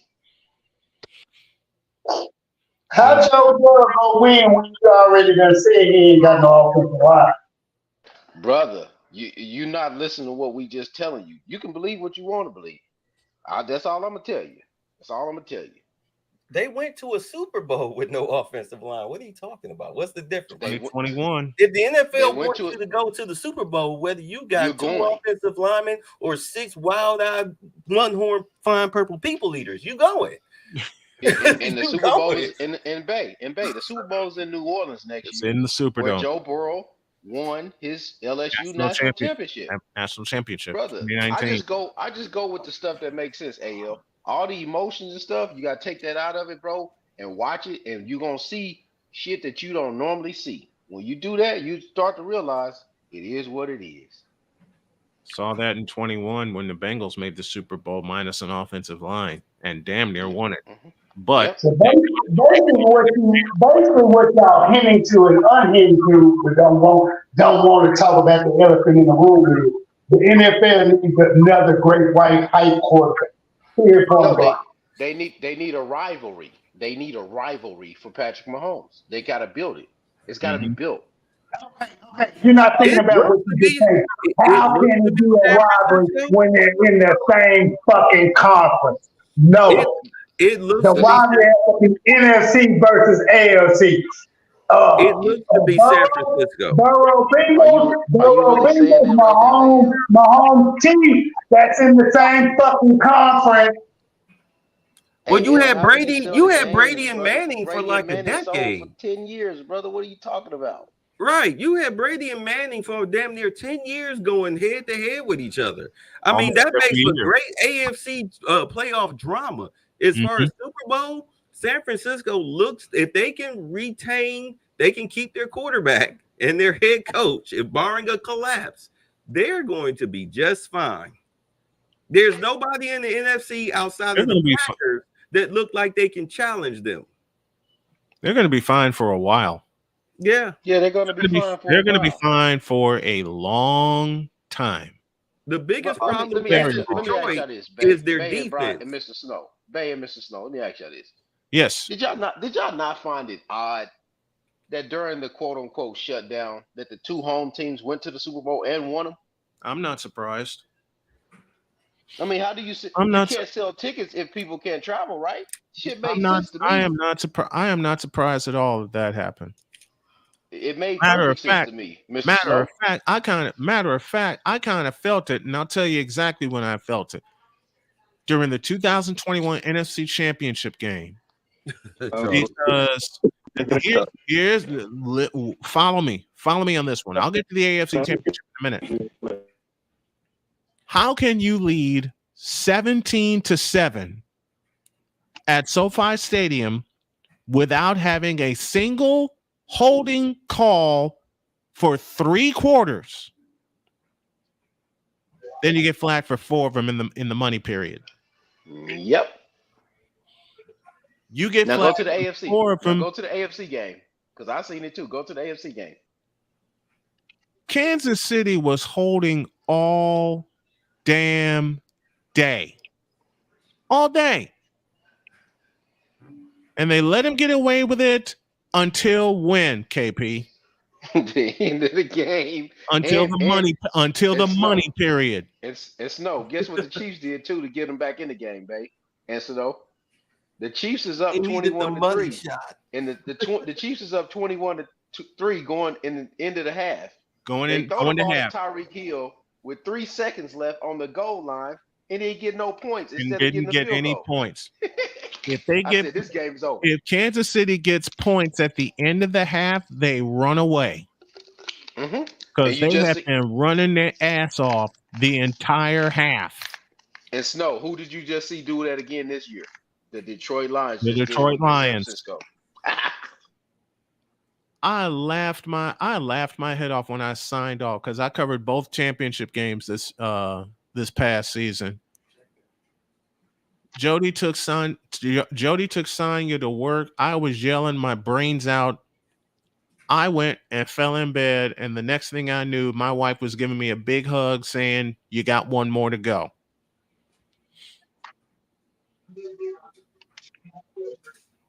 Yep, you gotta take it for entertainment for what it is, man. Just entertainment. I used to watch wrestling as a kid, man. I know what I'm looking at. Same. I know when the dude supposed to hit a guy and he really don't hit him. Mm-hmm. Hey, man, I just enjoy it for what it is as entertainment. It's a script. I understand the script. I don't got time to be getting all into the emotions and yeah, my team won, your team is trash. Okay, play that game if you want to. You gonna see.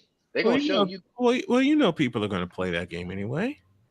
Yeah, people don't believe. People don't believe it's fixes until their team wins. You know, people are gonna play that game anyway. Can you say the Dallas Cowgirls? Who cares about them?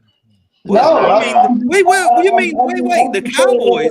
Are you talking about the greatest regular season champions in the history of the NFL? I'm just saying that to answer your point where he said, you know, how they play the game. Who all better know of a better team who's always crying wolf but can't never stand up when it's time to stand up?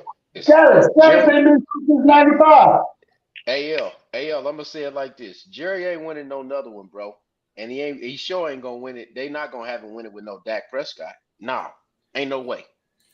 Ain't no way. Just think about the as much money as he's made them, they freaking hate Jerry Jones. Yeah, they're not about to have. They're not about to let that happen. Yeah, they hate him. They're sick of Robert Kraft. They think David Tepper is a fucking idiot. They really wish they never sold him that franchise. David Tepper is an idiot.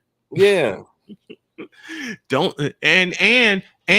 forget Chicago Bears, run by the same fools.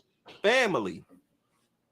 That's they talked about that. They talked about the nepotism of owning of NFL franchises that, you know, you're pretty much kind of stuck like the Fords, like the Lions. Mm-hmm. Your team is owned by a family and the family is inept. Nobody actually gives a damn about the sport or the team. They're off doing, you know, on the beaches of Waikiki and all of this stuff. They don't give a damn about football. So then dad finally passes away and, you know, leaves the team because do understand the NFL has contingencies in case you pass. So that way there's no squabbling. They already know who the successor is. So now in comes your daughter. You know, you see that with the Rams. You saw that with the Cincinnati Reds. You see that with the Lions. Their daughters come in or their inept sons come in. Oh dear God! All right, and then they just destroy the team. Los Angeles Lakers, hello. Yeah, they destroy the team because they don't know what they're doing, and it gets to the point where the league forces them. They either force them to sell the team or they force them to take on an NFL executive in order to at least make your franchise mediocre instead of being the laughingstock of the NFL year in, year out. Los Angeles Chargers, aka San Diego Chargers, hello. Right, the Browns were like that, even with their new owner. But they wound up hiring Paul DePodesta coming over from baseball. Mm-hmm. Paul DePodesta got between the owner and the GM and the coaches and was like, hey, look, I will be the last voice you hear in the room. And whatever you have to say, whether it's wise or not, we'll take it under advisement, and then I'll pass it along to the GM and the coach. Maybe. But yeah, you need an executive in there, and as far as with the Panthers, especially, you need an executive in there that'll let David Tepper yell and scream and be a sweaty fucking bum, you know, to him. Meanwhile, he'll go and be like, hey, look, guys, I understand. I mean, you got a second-year quarterback that can't throw for shit. You don't have any wide receivers to really throw to him. Your offensive line is in shambles. You don't have a running game. I understand. But does he? I understand. Okay. The owner wants to fire all you guys. I told him to chill the fuck out. This is just all a process. Relax. You can take the corks out of your assholes and get back to coaching football. Anyway, Charles, take a look at that link I posted. Do you see it up top in the comment section? Is he there? Charles Z? He's there. He's unmuted. He's unmuted. Okay. Let me tell y'all this situation that happened to me today at the mall. And tell me if you've ever run across this. So I went to go get something to eat. I go and sit down. I went to go sit in the corner, but there was this brother. He was already there in the corner. So I sat about 5 to 7 feet away from him. And the dude was staring at me the whole time I was eating. So after I came back from blowing my nose, he asked me, he's like, "Hey, brother, can I ask you a question?" And I'm like, I look over at him. Keep in mind, I'm at the mall. The last thing I need is for somebody to ask me for a fucking penny. You know what I'm saying? If you ain't got no money, why the fuck you in the mall? Especially Lenox Mall at that. And I could smell him. He had a funk coming up. Oh, man. Oh, dear. Right. So I'm like, okay, here we go. And he had on sunglasses, dark shades in the corner of the mall. So I turned to him and he asked me, he said, do you know what time it is? Jeez. And I just looked at him like he was stupid. Yeah, like he was a fucking idiot. It's clocks so I'm looking everywhere. at this guy.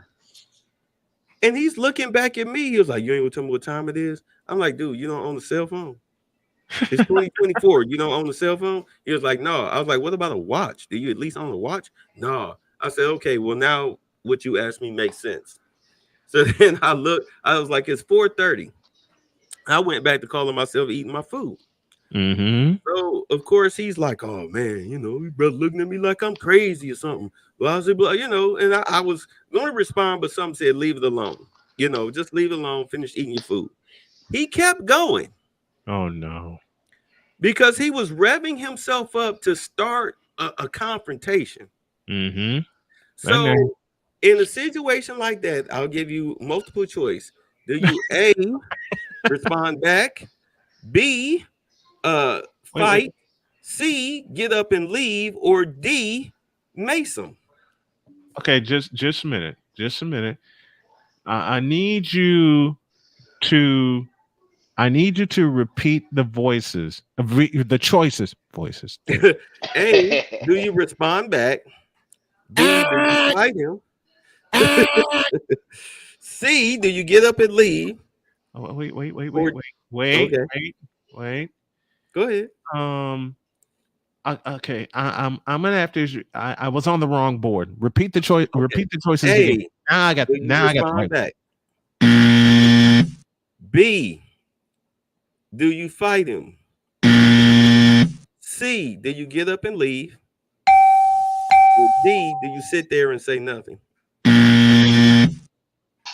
What do y'all say? Get up and leave. That answer your question. You forgot about the Mace one, goddammit. You just started that and then left that out. Mace was in there as one of the guys. Mace was in there, but I mean, all of them were fighting. I was like, let me change that.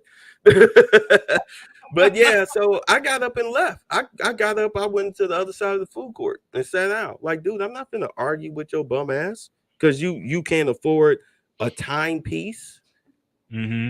Yeah, you can get a flip phone for $50. Hey, I would exit because y'all seen what just happened. Y'all seen what just happened here at the parade, and that was over nothing. Today they announced the 2 guys that did it, and so the 2 guys actually got hit at the parade. So those 2 guys are going to jail for the murder of the lady, and then it's also 2 other young kids that they arrested as well. Yep. So like these dudes are teenagers that got arrested, and the other 2 guys are over 20, just over 20. Gang violence. Like, bro, I don't have conversations like that. No, I'm exiting the premises, bro. I'm not about to. Nah. Yeah. As a joke and a joke only, KP. As a joke and a joke only. You mean you wouldn't give them a Hadouken just for the hell of it? Nope. You're right. I got up. Nor would I. I got up and left. I called Lewis. I was so pissed off. I called Lewis because my thing was, if I would have went and sat down, if I went to turn around and sit down and saw this fool following me, I'd have been so pissed that I put my knuckles in my car. Because I don't know if y'all familiar with Lenox Mall, but they have Yo, Metal Charles, Melo's detectors. backstage. Melo's backstage, Charles. Oh, okay. Charles don't know. Unless he's on. Oh, Melo. Oh, okay. Yeah. Go ahead, finish. I think he might be handling business. You know how Charles be. Yeah. No, but yeah, I hated that I left my knuckles in the car. Because we were talking football, and he'd be knee deep in the middle of it with it. He's around, but like Bay said, he's handling business. Yeah, Charles is a business owner. Oh, there you go. He just let her up. He just let her up. I'm actually proud of everybody. Notice how everybody can speak and give each other turns, and I don't have to say much and let y'all go free reign. And how you doing, Mella? We may not always agree, but you're always welcome. And just to correct you, it's not the officer, it's the sergeant of the goddamn law. The sergeant. The sergeant of the goddamn law. Thank you so much, Sergeant. Anytime. As long as you're nice to me, I'm nice to you, sweet lady. A reciprocation is the key to life. Get the fuck out of here! And now it begins. So you gotta love Bill, man, with the sound bites. Mella, I mean that as a joke only.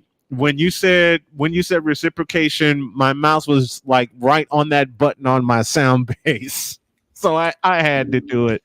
But that was a joke and a joke only. We welcome you, and we just have fun up here. I understand. It's, believe it or not, because I was conditioned to work around men. I kind of understand the sense of humor. Good. And I either roll with the punches or walk away. That sounds like my wife. Because when she sees me, I'm a wife myself. Oh, so you get it. Yeah, I do actually. I joke about my beloved Jody all the time. There will be times she'll peek in here and she'll see me online with the guys or with the crew I usually chat with, and she'll lean in and go, "Okay, it's time for Brian to come home." And Charles will be one of the first ones to give me shit going, "Oh man." The key, and I'll say this out loud, the key to being a dutiful wife is to not be too inquisitive. Because when it comes to you men, you work everything out eventually. Eventually, you work everything out. So to cause a lot of hoopla, like, what are you doing? And why are you doing it? Why are you doing, all that nagging? Yeah, it is detrimental to a relationship. So I would say that the key to being a dutiful wife, one point, there are many, point is to not be excessively inquisitive. There are things that you have to ask, Yes. but when it comes to just that excessive talking, it tears a marriage up. Like, I know a lot of married couples, when they really dig deep, it's because of all that extra talking. Like, what's up with all the extra talking? We're gonna be together for life. We don't have to do all that extra talking at once. Like, so what I used to do when I was cooking a meal is I would hum my favorite tune that he was familiar with, so he knew I wasn't ruminating on some, bullshit. You know what I'm saying? Like, I picked up that tactic from, I don't know where it came from, God inspired, I don't know, but that was very soothing for him. He said, "I love the way you hum when you're cooking." And I was like, okay. And as it turns out, it means that while I'm preparing his meals, I'm at peace. And that means something to him. So there are a lot of little things that a wife can do to keep her husband soothed so that he can actually return home and understand that this is a sanctuary of peace. And that's one of the first things that Jody and I talked about when we first got together, because she had been through an abusive relationship, as have I. So we decided, you know what? We've had people tell us stuff that was wrong. We're going to own that shit and turn it into a trampoline. And every stitch from all the negatives that we went through will be stitched into that into that trampoline, and we're going to bounce back from all of it. Because one thing that I love Jody doing to me is making me laugh. She'll say some things that will just have me on the floor in stitches. And she'll look at me and go, I'm really not that Give funny. us an example so other people can learn how to have a sense of humor. Well, I'll give you the best one. Well, one of the best ones. My morning show needed an intro. We were watching a football game one day, and big play happened. It was the Saints and the Vikings in a playoff game. Big play happened. And all of a sudden, I hear my wife go, "Insanity ensues." And my little wheels started turning. My wheels started turning because there's just this way that she can invoke that little Southern accent. And I said, "Baby, can you record that for me?" She looked at me and gave me the smile, and she says, "All right." So I had to record that. And I also had to record something else. I said, "I need you to record this line so I could put it in the intro to my morning show." She read the line, looked at me, gave me an evil smile, and said, "How do you want it?" I said, "Think of how it's tough for you to wake me up when we got to hustle in the morning." Well, this happened.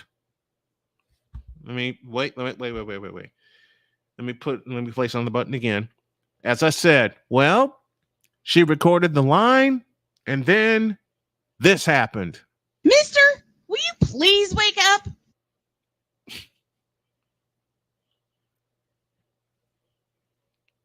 And after that, it's been a signature in my morning show. It was all off of an idea, and that's one thing we do. We bounce ideas off of each other. And it's like your avatar says, maybe you should talk to someone. We do. We talk to each other. I'm glad you mentioned my avatar. It's from a book where a psychologist determined that she needed therapy. Mm-hmm. And that's what the book is. So it's the cover of a book, and that's a box of tissues. Yeah. That's a box of tissues. And so that's the nature of the I thought it was fascinating because when you told your wife, just imagine how hard it is to wake me up in the morning, or how difficult it is. It's like you gave her the prompt that you needed, and she produced the result. I thought that was pretty great. Oh, I love it. I love it. And it's like every time she calls me Mister, I know I'm going to start laughing. In fact, if my mouse will work correctly, there's another soundbite she did for me. And this one brings us back from break. Mister, how do you operate this Twitter thing or this Instagram thing or whatever the heck? You're supposed to know all this stuff. Anyway, welcome back to the show. She added the line, "You're supposed to know all this stuff." But you like the phrase "Mister," and you like it. Okay. It is so it's endearing. It's endearing to me. Did she explain where it came from? Why she did that? Or has this been your thing since you all were dating or courting? Been our thing since we've been together. Okay.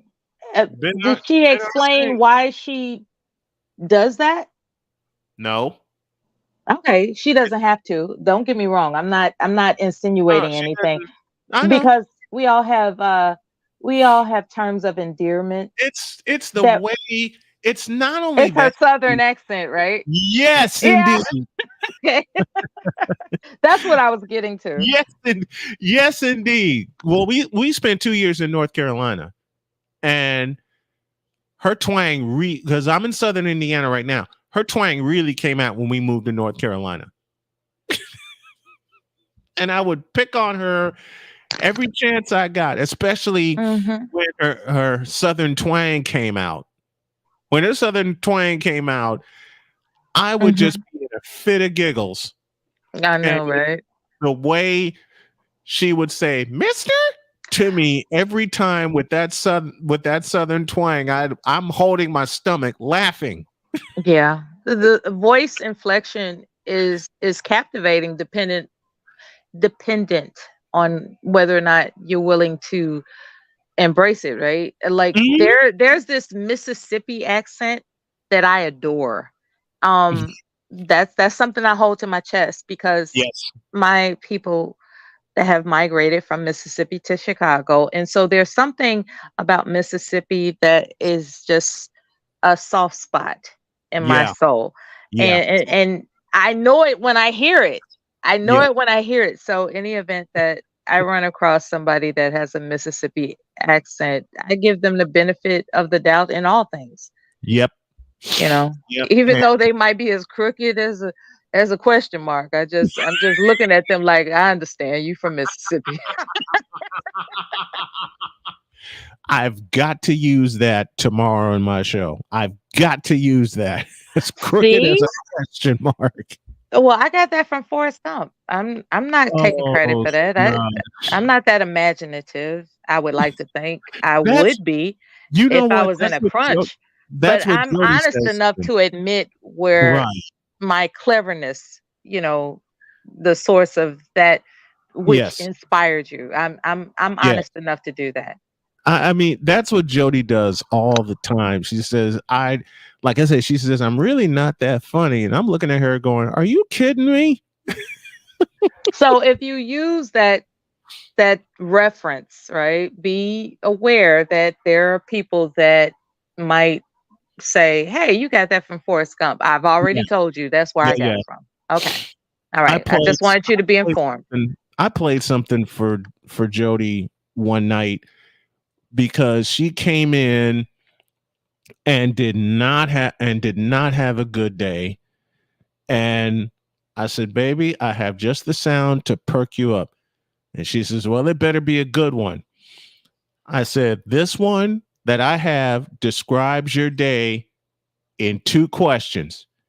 She turned and looked at me and her ears perked up.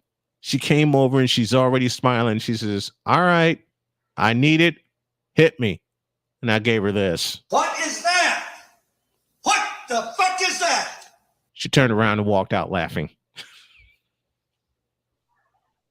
Yeah, it would take you two to find that amusing. Like in that scenario, if somebody played that clip to me and I've had quote unquote a bad day, that wouldn't work for me. But it works for you two. And that's the importance of knowing who you're bonding with. You know, you have to get each other. Emphasis on get each other. Like what works for you two is what keeps you bonded, So congratulations on a very good marriage. It'll be 5 years in June. We've been together 6 years. And I knew she was the one when I met her. That's great. Because I was covering a football game in Chesterton, Indiana. I wanted to hear her voice. And I wanted to stand out. So instead of acting like a normal person and waiting until the game is complete, what do? I dial a number and I put it in my headset. And she heard me in the middle of a play-by-play sequence. I heard her giggle and I was a goner. All it took was a giggle. All it took was for me to hear her giggle and I was sold. I was a goner. It's like, I want that giggle for the rest of my life. And that's exactly what I said after I signed off. And so there's this, how hypothesis.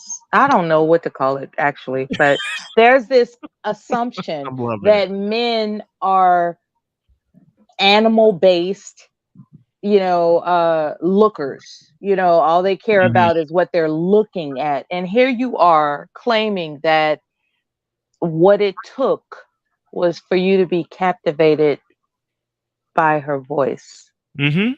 That's all it took. I am forever captivated Mm-hmm. by my Dr. K's voice. Forever. I am forever captivated by her voice. I'm forever captivated by the way she laughs. I'm forever captivated by her. Every part inside and out of her. I'm in dreamland. Okay, so how do you respond to naysayers? Because what you are espousing is kind of over the top in terms of being in love and all this other kind of stuff that people scrutinize. So when it comes to scrutiny, how do you explain to the naysayers that you're not disillusioned? First of all, if any well, I can't say if, because as I said, we lived in North Carolina for 2 years. A and B were an interracial couple. So I say to those naysayers to begin with, you fool! If they think they're going to dissuade me, which they're not. They can say I'm over the top all they want. They can say I'm disillusioned all they want. I love Jody K and she loves me. Period. That's cool. That's all you have to say. They can say whatever the hell they want. They can say whatever they want. I borrow from Colin Cowherd, who when he moved to Fox Sports from ESPN, I may fall flat on my ass with this, and I don't care. I am completely and utterly in love with my wife. And I'm gonna be that way until A, I'm 110, or B, I go 6 feet under, and I ain't going 6 feet under anytime soon. Not after beating cancer, not after surviving an amputation of my big toe, blood clots in both my lungs, and a blood clot in my kidney. I'm not going anywhere. I made her that promise, and I'm damn sure gonna keep it. It's important to stay together. It's important. Like when you rack up the years, that alone is extraordinary. Like people that have been married for 20 plus years, that's a badge of honor of itself. I'm not saying regardless of the circumstances. I'm not going to say that. However, idealistically, let's paint the picture in a marriage that is, for the most part, idealistic. It's a badge of honor. So, just prioritize staying together. Prioritize that. Oh yeah. Even, no matter what. But the no matter what thing gets kind of scary in these modern times because a lot of people put people. These modern times are a trip. Not for us, it ain't. Hey, I would add this to it. In these times when you, like Miller was saying, as far as when the years pass by, usually people don't understand, but more likely than not, you buried family members for each other. You've been there for family members passing away. So that changes a lot of things and it changes your outlook because you went through some things with that person that you'll never go through with nobody else in your life because that person was there with you when those people passed away. Whether it be mother, grandmother, father, cousin, whoever may have been close to you, mentor, all those type of things. And people don't kind of count that in as a part of marriage because they don't really see it. No, I'm saying people from the outside don't really see it. Yeah. They don't understand the emotional labor that's put into that from each party that's involved and what takes Emotional place. labor. Excellent term. That is. And here is a great example of what KP just said. 2.5 years ago, my mother passed away. I got the word from my sister, and I'm in the car crying. Jody comes back from running her errand. She sees me crying, and I just blurt out, my mother died. Her next question to me was, when do we go to Chicago?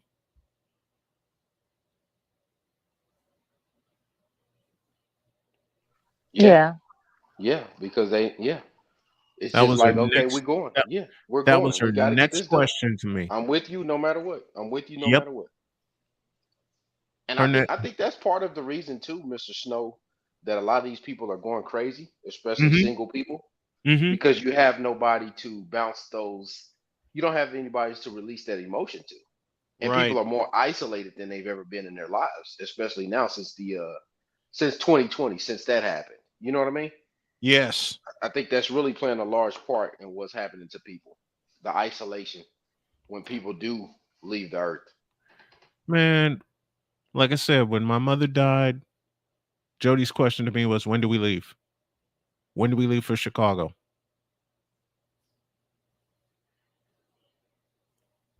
And every time she and I go on a road trip together, it is a blast because we've driven a lot of miles between here and North Road trips Carolina. are awesome. So awesome. See, Man, and that's the type of stuff that's irreplaceable, though, man. You know what I mean? there That's have been so many irreplaceable. times. Like I said, there have been You some when we lived in North Carolina, we would come up here to Indiana a lot to see the family and to see her parents. Man, I can't tell you how many times we would fill up the car with gas, get some snacks from Aldi, and drive our asses up here, banging out any kind of tune we can think of. Windows down, sunroof open, and we're yelling at the top of our lungs some of our favorite songs. Yeah. Being encapsulated in a vehicle is just you two is amazing because of the serendipitous moments. Like when we're driving by porch swings in Ohio. It's like, look at them. They really enjoying those porch swings.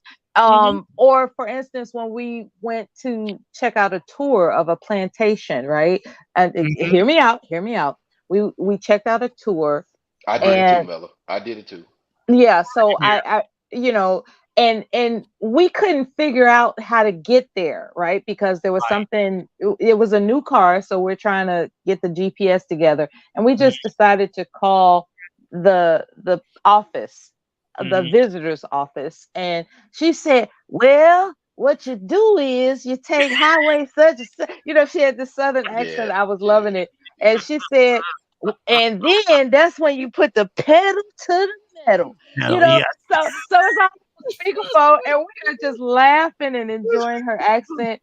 And then we come across this bridge that looks rickety. It looks like it's not going to be able to handle the fall apart. It looks like it's not going to hold the weight. and so we stopped and we called the office again. I said, ma'am, this bridge, it looks like it's made for walking, not a car driving. She said, oh, people drive across that bridge all the time. Don't worry about it. Just come on in.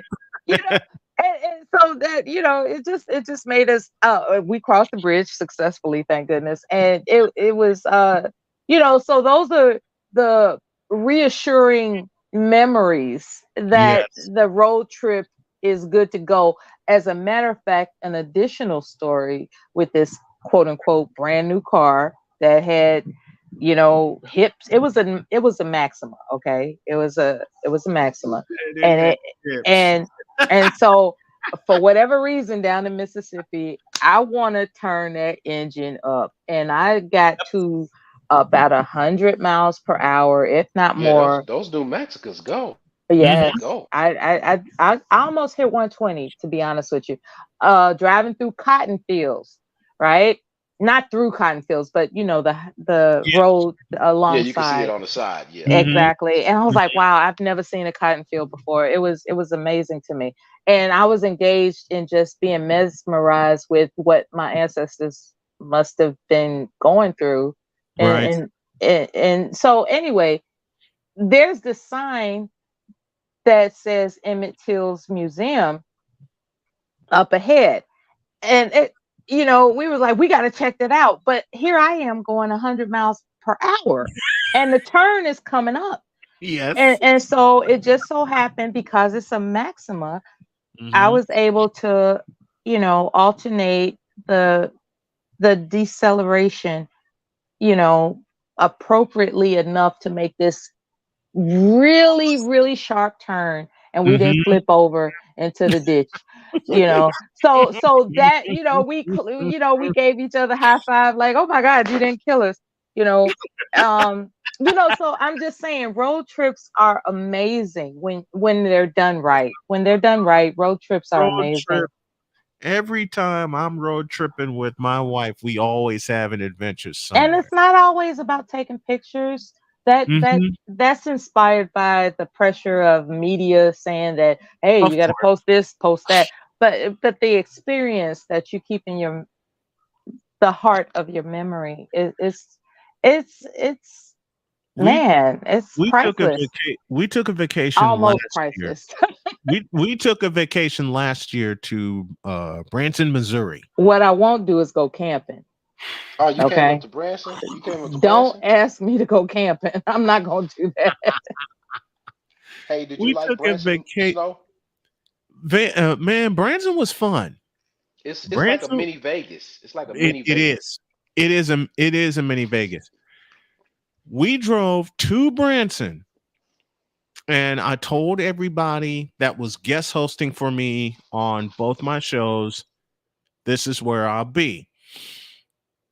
Well, we got through the trip to Branson. We get to Friday, and she says, I have a surprise for you. Like, what? I mean, you already surprised me with this trip. She said, trust me. We start driving toward Kansas City. Oh, okay. So you came to my city. Okay. I'm like, baby, what are we doing? We stopped at a truck stop right before we got to Kansas City. Woke up the next morning. We got ourselves refreshed, and I decided, okay, I'm gonna take a video of this. She surprised me with a trip to Kauffman Stadium and a tour of Kauffman Stadium. You know they're about to build a new stadium downtown now. Oh, I know. They just announced it this week. Announced it. I am well aware. I am a stadium buff. Yeah, they just announced it this week. I am a stadium geek. Okay. They announced it the day before the parade, Mr. Snow. Mm-hmm. They announced it the day before the parade. It's going to be downtown. But it's going to connect almost to the T-Mobile / Sprint Center. Man, she surprised me with that stadium tour of Kauffman Stadium. And she said, I can only get the basic package, so I don't know if you'll be able to visit the broadcast booth. I'm like, baby, the fact that you got me a tour of Kauffman Stadium is enough. Yeah, and it looks good because you can see the highway from it, the way it's set up.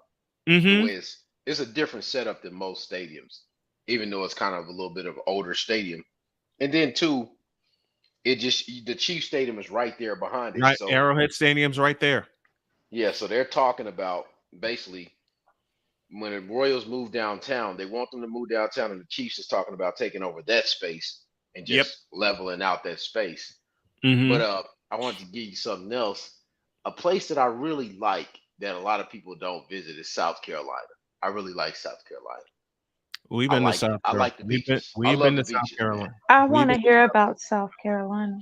The beaches are amazing. The beaches are amazing. Okay. They have probably about 5 beaches in Charleston. Mm-hmm. Right in Charleston. So you can be like right around the corner. Okay.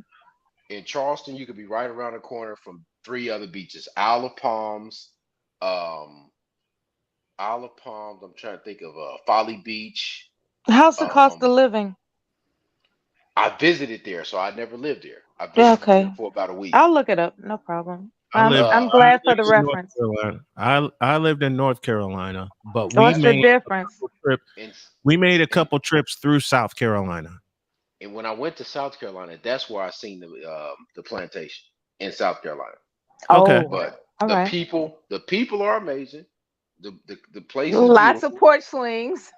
Yeah, it's very. You know very, what very old the architecture porch is very, swing game. The porch swing game in South Carolina is something else. Yeah, and the architecture is very similar to New Orleans to me. That's what it looks like. New Orleans looks like New Orleans. Man, that's my goal. A wraparound porch. Yeah. Man. That's what we want too, with the porch swing. Okay. That's some rocking chairs. With the porch swing. I think and the South backyard has to be huge for everybody to gather and barbecue. I think South Carolina's property is cheaper than Florida's as far as living close to the beach, because most people don't realize South Carolina has as many beaches as they do. Right. So we went from Folly Beach, Isle of Palms. They got another one called Sullivan Island that's in the same area. These are all in the same area. And then I drove 2 hours down to Myrtle Beach. Oh, nice. So we flew into Charleston, but we drove down to Myrtle Beach, which is 2 hours the other way. And then if I would have drove 2 hours the opposite way, I would have been in Savannah, Georgia. But I didn't go to Savannah. You know what? We raise rabbits. We have a little rabbitry. And while we were in North Carolina, Jody talked me into going to sleep early. I'm like, why am I going to sleep early? We have to make a drive to Atlanta. Oh, hell. All right. Neither of us could sleep. So he said, you know what? Let's take off now. I'll get you some caffeine. I'll get you some food. Let's just take off for Atlanta. I just want to take off for Atlanta, see how the drive is, and see if we can get these rabbits early and get home. Baby, you're on. You ain't got to tell me twice. Man, we just crossed the border into Georgia. We were 2 hours away from Atlanta. Once we got into Atlanta, the traffic was awful. Yeah.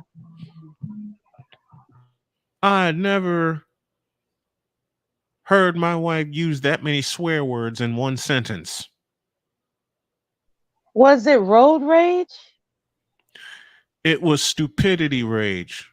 Okay. I.e., the stupid people driving. If I may it's a very congested city. Yeah, that's how Atlanta is. It's really congested. So when you're accustomed to not being obstructed by traffic conditions, and then you get to a place that has nothing but traffic conditions that are obstructive, it's frustrating. It is. If I may invoke the late great George Carlin about driving in Atlanta, people in Atlanta always want their safe cars. And you know where I'm going. I heard the giggle. You know where I'm going. It's a safe car. These people think that if they buy safe cars, it excuses them from the responsibility of learn how to drive the fucking things. That was us in the traffic in Atlanta. You're saying that people who have expensive cars think they have the priority on the road? And on top of that, when you see these people on the road, you think, what the hell's going on out here? Yeah, people with pricey cars, they think they have this The right of pass way. The go right of way. yeah, they really do.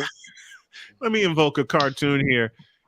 People in these pricey cars, especially in Atlanta, think you can't get more natural than that, man. And then you see them drive these things. Then where's my mouse?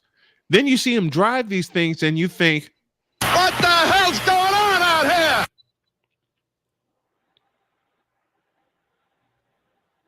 Okay. Yo, I want to fill y'all in too a little bit more on that Charleston. So like I didn't know this until I got there, but I didn't know Hilton Head was only like 2 hours away the other direction if I was going to Savannah. So Hilton Head and Savannah is 2 hours one direction, and then 2 hours is take you from Charleston to Myrtle Beach in the other direction. But Myrtle Beach was beautiful. All the beaches in South Carolina were beautiful that I went to. They got some really good beaches and views. Everywhere I go, I have to go to a beach. I just have to. Same. We went to Kitty Hawk. Yeah. When we went to the ocean. Baby wanted to go to the ocean. So I think one of the first weekends we were down there, we drove from Henderson to Wilmington, went to the beach, went to a fish market, and Jody cooked the hell out of some swordfish steak. And she looked at to repeat an answer or give a different kind of answer to Mella. What's one thing I appreciate about Jody? Her cooking. Say what? One thing I appreciate about Jody, her cooking. Oh yeah, men because love good food. She would be so surprised. Well, everybody loves good food. I'm sorry. Look, Jody throws down. Okay, I know where my limits are. I know what my limits are. Man, when she whipped up that swordfish steak and the vegetables and the garlic bread to go with it, she looked at me in surprise and said, "You actually like my cooking?" I said, "Baby, you can cook for me till I'm 100." Now, I'm addicted to researching nutritional information. Yeah. So I'm not going to say anything. I'm just. That was 2019. I'm on a low sodium diet now, thanks to me kicking cancer in the ass. Low carb? Low carb, low sodium. Okay. Now, when you mention sodium, are you not interested in sea salt? Sea salt is addictive, and I use it all the time when I fix There's this Baja Gold sea salt that the only reason why I appreciate it is because it has 88 minerals in it. Okay. Because with our diets, as we go about our lives with this quote unquote convenience eating, right? Mm-hmm. There are minerals that are not provided. Just say you're the type of person that wants to eat a Caesar salad with your meal. Yeah. That particular leafy green isn't grown the same way as it was in the 30s or the 20s. Like there are nutrients that are missing. Right. And so a lot of times sea salt, just because it has the word salt, it doesn't mean that it's going to raise your blood pressure or do something, nefarious to your biology. I just want people to be aware when they're on a low sodium diet that what they're talking about is stay away from table salt, because table salt is corrupted. Okay, Yeah, it's table salt's bleached. very corrupted. It's gone through changes. Okay, We and so use nothing but sea salt here, and it's in the ground. they have the Celtic salt, they have the Himalayan salt. You know, all those natural rock rock salts. But it's best to choose what doesn't have microplastics in it, because that's the thing too. But there's you know what, I'm doing research on microplastics in food, and it's really alarming. But I'm happy for your recuperation. I'm happy for that. Hey, so am I. Yeah. So am I.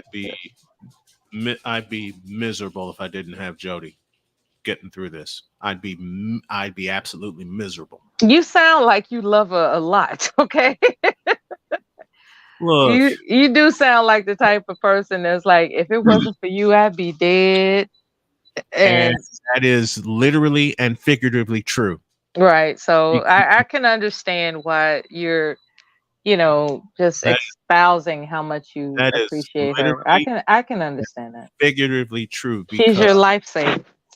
She saved my life 3 separate times. The last 2 for health reasons. The third one, which was the first time we met, was in 2018, a few days before my birthday. I was going to give out. I was going to give up. I was simply going to say, you know what? It ain't worth it anymore. I swear to God, that woman knew and then raced the clock and pulled me back from the cliff. It's like she said through, because we met online. It's like she said through an online message. Whoa, you met online? Yes. Okay, that's interesting. She said, it's like she said, I don't know you, but I need you. Now that is catchy. That was what I was. And it's different coming from a woman than a man. If a man was to type that to a woman, she'd be like, okay. But when a woman types that to a man, it kind of is different. It's a different hit. It's a different hit. It's a very different hit. It's a very different hit. I swear to you, she raced the clock and saved my life.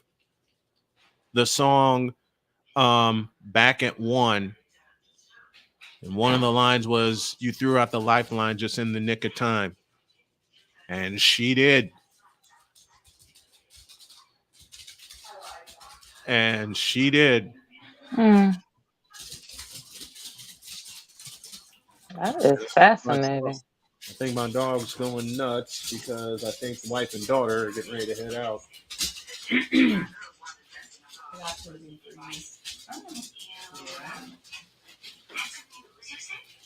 Yeah, so while you're getting that together, Sergeant Faulkner, are you with us? I'm here. What did you think about what you've heard thus far? That's all positive good shit. I just let people talk because I'm doing like simulcasting, not only letting y'all talk. See, sometimes I gotta realize I do live streams, but I talk my shit for an hour, and I hold panels so people can talk on their own. So I ain't got no problems with it. Ain't gonna hurt nobody. All right. Or are we trying to hurt anybody? Unless I'm paid to do it.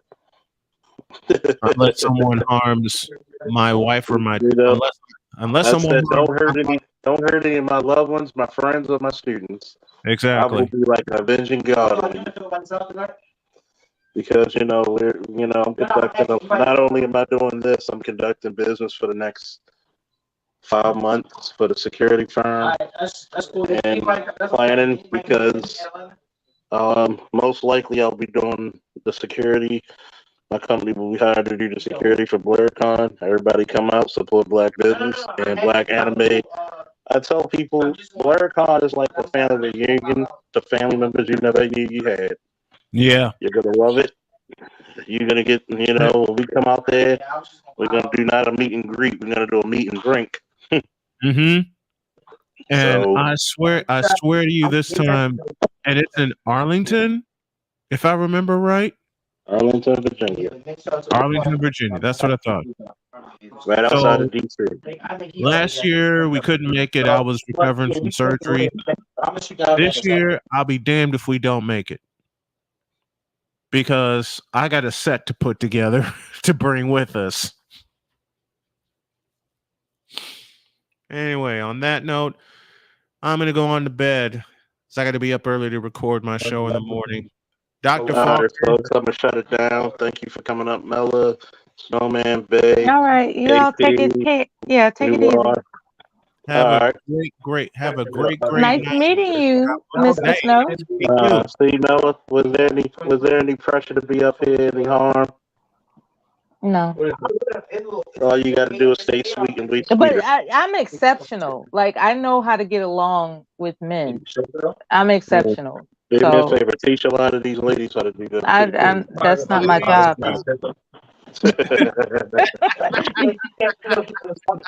Good night. Good night. And we're gonna close out with my favorite. Thank God for Bria Miles.